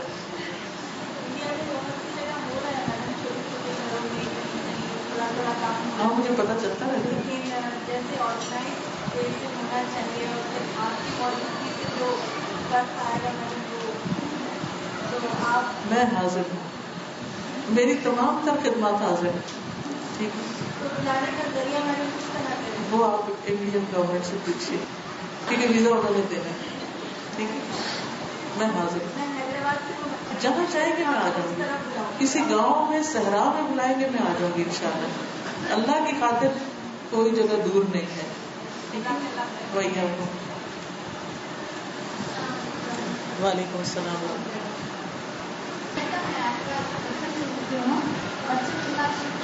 لگتا ہے تو صرف آپ کا یہ سنتے رہتے ہیں الحمدللہ آپ کا یہ بڑا الحمدللہ. ٹھیک ہے، یہ ان کا ہی نہیں اوروں کو بھی دل چاہ رہا ہوگا. اب آپ تھوڑی دیر کے لیے سوچئے کہ میں ایک ہوں اور آپ بہت سارے ہیں. اب ہوتا کیا ہے، مجھے کوئی اعتراض نہیں ہوتا لیکن مجھے مشکل اس وقت ہوتی ہے جب لوگ آپس میں جھگڑنے لگتے ہیں اور رش کر دیتے ہیں اور ایک دوسرے کو دھکا دینے لگتے ہیں، لائن نہیں بناتے. میں یہاں بیٹھی ہوں، آپ اگر 1 گھنٹہ بھی مجھے کہیں گے نا کہ میں بیٹھی رہوں، میں آپ سے ملتی رہوں، میں ملتی رہوں گی، مجھے کوئی مشکل نہیں. لیکن آپ اپنا بندوبست کر لیجیے کہ لائن میں. اور پھر دیکھیے ہر وقت کا نا ایک کام ہوتا ہے. مثلاً یہ پہلے میرا لیکچر کا ٹائم تھا، اب سوالات جوابات کا، ٹھیک ہے نا. اچھا اس کے بعد کیا ٹائم ہوگا؟ ملاقات کا ہوگا. ملاقات کا وقت سوال جواب کا نہیں ہوگا. اس وقت بہت سے لوگ آ کے کہتے ہیں کہ اس سوال کا جواب دے دیجیے، اور پیچھے ایک لمبی لائن ہوتی ہے. ہم اپنے عمل سے دوسرے سب کو تکلیف دے رہے ہوتے ہیں. مجھے کوئی نہیں، میرا تو کام ہے، میں تو جواب دیتی رہوں گی، لیکن پیچھے والوں کا کیا ہوگا؟ تو کبھی بھی اپنی خوشی کے لیے کسی دوسرے کو تکلیف نہیں دینی چاہیے. دوسرا یہ کہ میں چونکہ زیادہ دیر کھڑی نہیں ہو سکتی، میرے پاؤں میں کچھ تکلیف ہے، مجھے بیٹھ کے سلام دعا کرنا پڑتا ہے. اب کئی دفعہ ایسا ہوتا ہے کہ لوگ مجھے گلے ملنے لگتے ہیں. اب میں بیٹھی ہوئی ہوں تو کسی کا پورا بوجھ مجھ پہ پڑ جائے تو سوچیے کیا ہوگا، مشکل ہو جائے گی. تو اس میں بھی تھوڑی سی اگر آپ مجھے رعایت دے دیں گے تو میرے بھی بڑی سہولت ہو جائے گی. سب سے ہاتھ ملانے کو تیار ہوں، میں بیٹھی رہوں گی انشاءاللہ، لیکن لائن بنا کر. ایک اور چیز، بعض وقت اذان ہو رہی ہوتی، اس وقت ہمیں کس کی طرف دوڑنا چاہیے؟ اللہ کی طرف. اس وقت ملاقاتیں چھوڑ دینی چاہیے، لوگوں سے باتیں چھوڑ دینی چاہیے، پھر اللہ کی طرف چل دینا چاہیے. ایک اور چیز، بعض وقت گھر والے باہر ویٹ کر رہے ہوتے ہیں، ہسبینڈ گاڑی میں انتظار کر رہے ہوتے ہیں، اور ہم یہاں باتوں میں مشغول ہو رہے ہیں. ضروری نہیں مجھ سے ملنے میں، آپس میں بھی یہ بھی نہیں کرنا چاہیے. پھر ہم اگلی دفعہ کہتے ہیں شوہر نے منع کر دیا جانے کو، یہ نہیں بتاتے کہ ہم دیر سے گئے تھے گاڑی میں تو اس لیے انہوں نے منع کیا. پھر وہ بھی انسان ہے نا، سارے دن کی ڈیوٹی کر کے آئے ہیں، کتنی دیر کھڑے ہو سکتے ہیں؟ یہاں تو آپ گاڑی کو چلا کے نہیں جا سکتے، انہوں نے ہی آپ کو لینا چھوڑنا ہے تو ان کی رعایت کیجیے. تو ایک نیکی کا کام کرتے وقت ضرور سوچئے کہ اس کے ساتھ باقی کام غلط تو نہیں ہو رہے. ہر چیز اپنی جگہ پر ہو تو خوبصورت لگتی. ٹھیک ہے جی. اور کوئی سوال؟ جی وعلیکم السلام. جی جاننا تھا کہ آپ PhD کرنے اسکاٹ لینڈ گئے تھے. ٹھیک ہے. تو مجھے جاننا ہے کہ آپ محرم کے ساتھ کی یا کیونکہ مجھے بھی کافی شوق تھا کہ آپ کو دیکھا بارش پڑی تھی تو دیکھا تھا کہ میں حدیث سائنس میں میری بھی تھی الحمدللہ. تو امی جان پوچھتی رہتی تھی کہ میں اکیلی جا سکتی ہوں، تو مجھے شیور نہیں تھا کہ محرم کے ساتھ جانا ہے نہیں جانا ہے، تو وہی پوچھنا تھا. میں شادی کے بعد گئی تھی اور آپ بھی شادی کے بعد ہی جائیے گا. اس میں کئی اعتبار سے بہت سہولت رہتی ہے، کیونکہ نئی جگہ، نیا ملک، اللہ تعالیٰ نے ہمیں یہ حکم کیوں دیا ہے؟ ہماری سیکیورٹی کے لیے نا، ہماری آسانی کے لیے. جب ہم اس حکم کے بغیر کچھ کام کرتے ہیں تو پھر ہمارے لیے مشکلات ہو جاتی ہیں.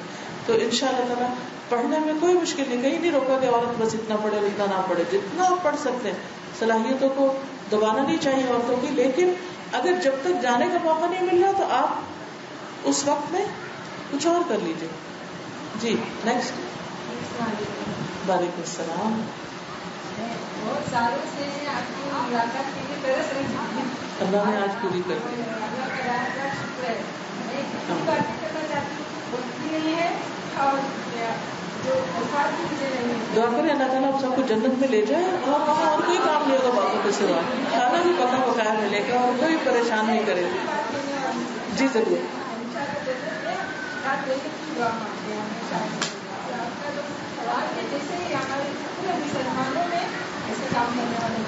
آپ سب کریے، آپ کے لیے مشکل نہیں، آپ بھی کریے انشاءاللہ.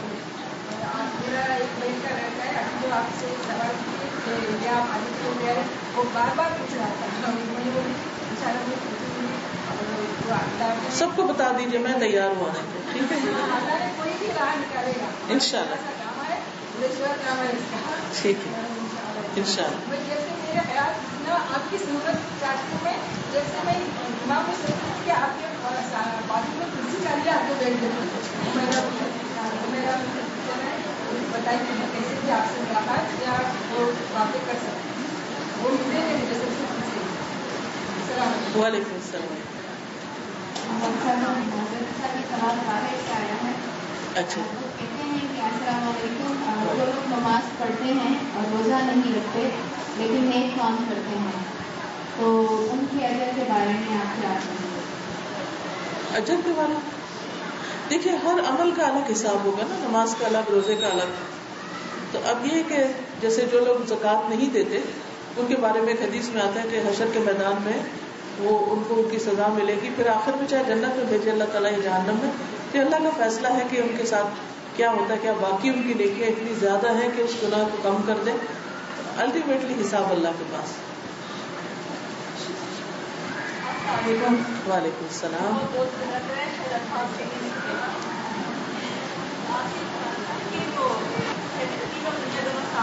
جی ہاں. تو دنیا داری کی لمٹ کتنی ہونی چاہیے کہ میرے پر ڈبل لگے کہ دنیا سے چھوڑ دیں. ارے ویسا بالکل نہیں ہے، میں سب کچھ کرتی ہوں لیکن پھر بھی مطلب خوش نہیں ہوتا خاص کے میں وہ کہتے ہیں آپ اپنا وقت کر کے دیکھ لیجیے. ایسا نہیں ماشاء اللہ ان کے اندر بھی بہت تبدیلی آ رہی ہے. میں نے کہا آپ خوش قسمت ہیں، آپ کو اتنی اچھی بیوی ملی ہے. ماشاء اللہ بہت تبدیلی آئی ہے الحمد للہ، بہت اچھی آ رہی ہے ان کے اندر. لیکن کبھی کبھی وہ بہت مطلب میری وجہ سے تو میں نہیں چاہتی کہ مطلب ہسبینڈ کو خوش رکھنا میرے پر میری ذمہ داری ہے. ان سے پوچھیں آپ کیا چاہتے ہیں، جو وہ چاہتے ہیں اگر وہ شریعت کی حدود کے اندر ہے تو وہ کریے، ٹھیک ہے نا. انہیں کہیں کچھ آپ کی چاہت کچھ میری چاہت. کہاں سے کر سکتے آپ دنیا داری؟ اگر دنیا داری کو ڈیفائن کریں کہ مسئلہ یہ کہ کیا آپ اچھے کپڑے نہیں پہنتی ہیں، آپ زیور نہیں پہنتے ہو تو پہنا ہوا آپ نے، یہی دنیا داری ہے. ایک اعتدال کی حد تک ہے. بہت اچھا اچھا لگ رہا ہے آپ کو ماشاء اللہ. وعلیکم السلام. میرا سوال ہے کہ ہم جیسے لیکچرس میں آتے ہیں سنتے ہیں، لیکن بعض دفعہ ایسا ہوتا ہے کہ جو ہم سنتے ہیں اس پر ہم عمل نہیں کرنا، مطلب علم جو ہے وہ دل کے اندر نہیں اترتا. ٹھیک ہے، اس کے لیے کیا ہمیں آپ سے ایک چیز سے شروع کر لیجیے کیونکہ ایک نیکی دوسری کو راہ دیتی ہے. ایک سے شروع کر لیجیے. مثلاً آج بہت ساری باتیں ہو گئی نا، کیونکہ لالچ یہ تھی کہ پتہ نہیں پھر کب ملیں گے یا یہ موقع کب آئے، تو اس لیے آج ہی جتنا ہے آپ کو دے دیں. تو اس میں یہ ہے کہ یہ ساری باتیں آپ کو یاد نہیں رہیں گی، لیکن کوئی ایک نقطہ ابھی سے ہی سوچ لیجیے. مثلاً ذکر کے اسٹیکر لگانے گھر جا کے، ٹھیک ہے، ایک سے شروع کیجیے. اگر آپ کو اس ایک کی توفیق ہو گئی تو انشاءاللہ اس سے اگلا اسٹیپ مل جائے گا، اگلے سے اگلا ملے گا، اگلے سے اگلا ملے گا. نیکی نیکی کو دعوت دیتی. ٹھیک ہے، نیکسٹ. وعلیکم السلام. بھیا کو میرا ایک سوال ہے، ہم نیک اعمال دنیا میں کرتے ہیں اس میں ایمان کی ذاتی ہے اور یہ اس کا اللہ تعالیٰ کے پاس کیسا اس کا قبولیت کا کیسا ہم کو پتہ چلتا ہے؟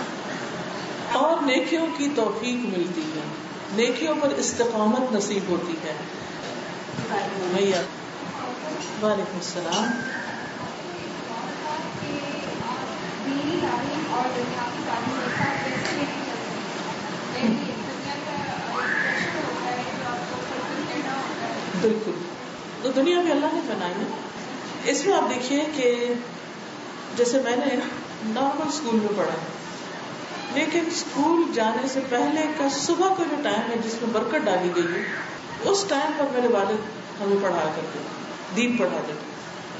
سارا دن اسکول کا پڑھ رہے ہیں لیکن صبح اسکول شروع کرنے سے پہلے دین پڑھ رہے ہیں. ایک طریقہ تو یہ ہو سکتا ہے کہ ایوری ڈے ٹائم ٹیبل میں کوئی جگہ فٹ کر لیں، صبح میں یا شام میں، جس میں آپ دینی تعلیم کا انتظام کریں. اگر آپ ایسے پڑھائی میں کہ بہت ہی مشکل ہے ہر روز، تو ہفتے میں ایک دن فکس کر لیں. جب آپ کو اس پڑھائی میں تھوڑی سی بریک آئے تو آپ دینی تعلیم پہ زیادہ فوکس کر لیں.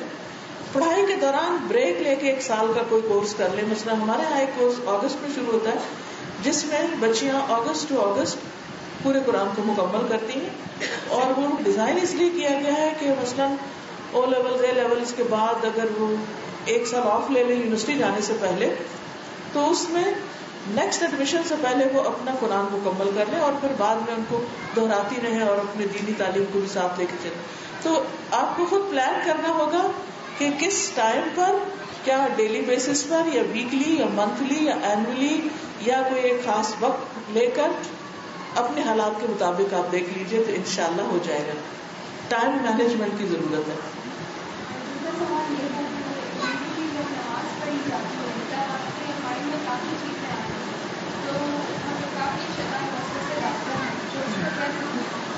اچھا، ایک بات ہے، سب ایک سوال کرے تو اوروں کو بھی موقع مل جائے گا، لیکن اس سوال کا میں جواب دے دیتی ہوں کہ جب آپ کا دھیان نہ لگ رہا ہو نماز میں تو پھر آپ نماز اور سلو کر دیں، آہستہ کر دیں، آہستہ آہستہ لفظ پڑھنے شروع کریں، رکنا شروع کریں کہ کیا پڑھا.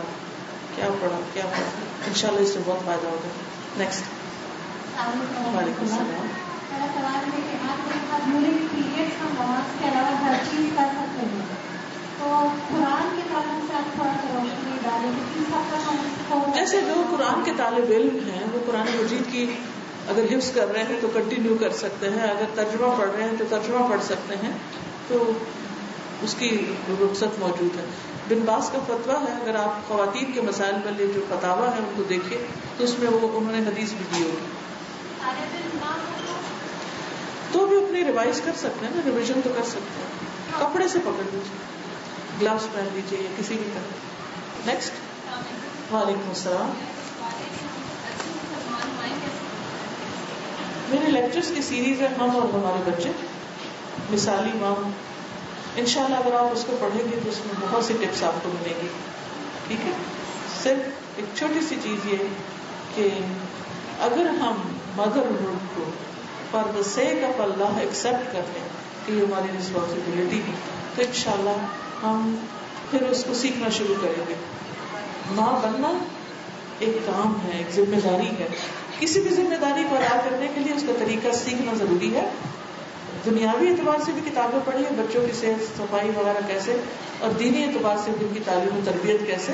ان شاء اللہ تعالیٰ بہت سی کتابیں بھی ہیں، اس پر لیکچرز بھی ہیں. تھوڑا تھوڑا سنتے رہیے تو ان شاء اللہ فائدہ ہوگا. نیکسٹ. السلام علیکم. وعلیکم السلام. میں نے ابھی کی 6 مہینے ہوئے ہیں قرآن پاک تفصیل سے پڑھنا شروع کیا ہے. اب حالات ایسے ہوتے ہیں، ڈفرینٹ لوگوں کے ڈفرینٹ مائنڈ سیٹ ہیں. مطلب جس طرح میں جن کو فالو کرتی ہوں وہ بھی آپ لیکچرس میں جن کو بتاتی ہیں ان کا مائنڈ سیٹ اور ہے، کسی اور سے بات کریں اس کا مائنڈ سیٹ اور ہے. جس طرح 12 ربیع الاول وہ کچھ لوگ کہتے ہیں یہ بدعت ہے اور بڑی دلیل کے ساتھ کہتے ہیں. میں نے جی میں لیکچر سنا محبت مولانا صاحب کا ماشاء اللہ اسکالر ہے، وہ کہتے ہیں نہیں یہ بدعت نہیں ہے، اس کو منائے. پھر میں نے سنا کہ جی آپ لوگ قرآن پاک پڑھ کے بخش نہیں سکتے، بخشنے والے کو آپ کیا قرآن پاک بخش رہے ہیں، وہ تو ایک لائف اسٹائل. کچھ لوگ کہتے ہیں کہ نہیں جی ایک یوں ہے، ان کو بھی مطلب ڈفرینٹ مائنڈ سیٹس. ہم لوگ کس چیز پر جائیں؟ جی بہت اچھا سوال کیا آپ نے. اس میں آپ دیکھیے کہ جو بھی کوئی شخص کوئی ایسی بات کرتا ہے تو آپ اس سے ایک سوال کیجئے کہ اس پر مجھے قرآن مجید کی کوئی آیت دکھا دیجئے اور نبی صلی اللہ علیہ وسلم کی کوئی صحیح حدیث بتا دیجئے کہ آپ نے ایسا کیا. مثلاً آپ نے 2 چیزیں مینشن کی کہ نبی صلی اللہ علیہ وسلم کی ولادت کا دن منانا چاہیے کہ نہیں. ہمیں ضرور دیکھنا چاہیے کہ کیا نبی صلی اللہ علیہ وسلم نے اپنی زندگی میں اپنا برتھ ڈے سیلیبریٹ کیا، کیا صحابہ کرام نے کیا. اگر نہیں کیا تو ہم کیوں شروع کر رہے ہیں. دوسری بات، مردوں کو پڑھ کے بخشیں یا نہیں. کیا حضرت خدیجہ کی وفات پر آپ نے ان کو قرآن بخشا؟ کسی سے بھی پوچھئے کہ مجھے وہ قصہ نکال کے بتائیے قرآن حدیث سے کہ نبی صلی اللہ علیہ وسلم نے حضرت خدیجہ کی وفات پہ یا آپ کی بیٹیاں فوت ہوئی تھی ان کی وفات پہ جب جنگ بدر سے آپ واپس آئے تھے تو اس وقت آپ کی ایک بیٹی کو دفنایا گیا تھا، آپ نے کیا صحابہ کو لے کے کوئی قرآن بخشا تھا ان کو؟ کوئی دلیل دکھا دیجئے تو میں بھی بخشوں گی. اگر دلیل ہو تو کر لیا کیجیے، اگر نہیں تو سن کے سنی انسونی کر لی. کیونکہ بہت سے لوگ بہت سی باتیں آباء و اجداد کی پیروی میں کر رہے ہوتے ہیں، دلیل نہیں ہوتی. تو ہر چیز دلیل کے ساتھ. ٹھیک ہے جی. نیکسٹ. وعلیکم السلام. بہت سارے رسومات ہیں تو جو اجازت نہیں دیتا، اب اسی طرح ہمیں وہ اٹینڈ کرنا ہوتا ہے. اس میں آپ دیکھیے کہ آپ جب رشتے داروں کے پاس جاتے ہیں تو ان سے آپ پہلے سے ہی بات کر لیجئے کہ ہم اس دن اس وقت میں آئیں گے، اس وقت میں نہیں آئیں گے کیونکہ یہ چیزیں درست نہیں. سمپل وے میں. اب اگر تھوڑے سے ناراض بھی ہو تو آپ کسی اور طرح ان کو خوش کر دیں. خوش کرنے کے بھی بہت طریقے ہیں. یاد رکھیے کہ اگر ہم لوگوں کے فائدے کے ہیں، کام کے ہیں، تو ہم کچھ بھی کریں وہ ہم سے ضرور خوش رہیں گے. تھوڑا موٹا اگر ان کے دل میں آئے گا بھی تو ان الحسنات یذھبن السیئات، اچھائی برائی کو دور کر دیتی. اگر اس موقع پر آپ ان کے ساتھ شریک نہیں تو کسی اور موقع پر جب دوسرے ان کو چھوڑ دیں آپ شریک ہو جائیں. وعلیکم السلام. حال ہی میں ایک بچی کا ایکسیڈنٹ ہوا ہے 20 سال کی دبئی میں، شاید آپ کو معلوم ہوگا. مجھے نہیں معلوم. تو پیرنٹس ادھر گئے تو وہ گئے ہیں تو بچی نے پریشان ہے ان کو آج لے آتے تو بھائی بھی ہے وہ اگر چھوٹے بچے ہیں تو وہ ہم بیٹھے تو بہت لمبی لگتی ہے. جی میں مل لوں گی انشاءاللہ. ایک کتاب ہے ایاک نستعین، اس میں غم کی دعائیں ہیں، وہ ان کو پڑھنے کو دیجیے. نیکسٹ سوال کیجیے، اذان کا وقت ہے، آخری سوال ہے. جی وعلیکم السلام. بچے ہیں بالغ ہیں 10 سال اور 13 سال کے، لیکن یہ کہ نماز میں بہت سستی کرتے ہیں، کبھی ادھر بیٹھیں گے کبھی ادھر، کافی لیٹ کر دیتے ہیں نماز. ایمان کی کمزوری ہے، بچوں کے ایمان میں اضافے کی کوشش کریں. وہ طریقے جو میں نے بتائے ہیں ان کے ذریعے انشاءاللہ پھر وہ خود پڑھیں گے. اوکے. سبحانک اللہم و بحمدک نشہد ان لا الہ الا انت نستغفرک و نتوب الیک. السلام علیکم و رحمۃ اللہ وبرکاتہ. ویڈیو کے نیچے سبسکرائب کے بٹن پہ کلک کریں، بیل کے آئیکن پہ کلک کیجیے تاکہ ہر نئی ویڈیو کی نوٹیفکیشن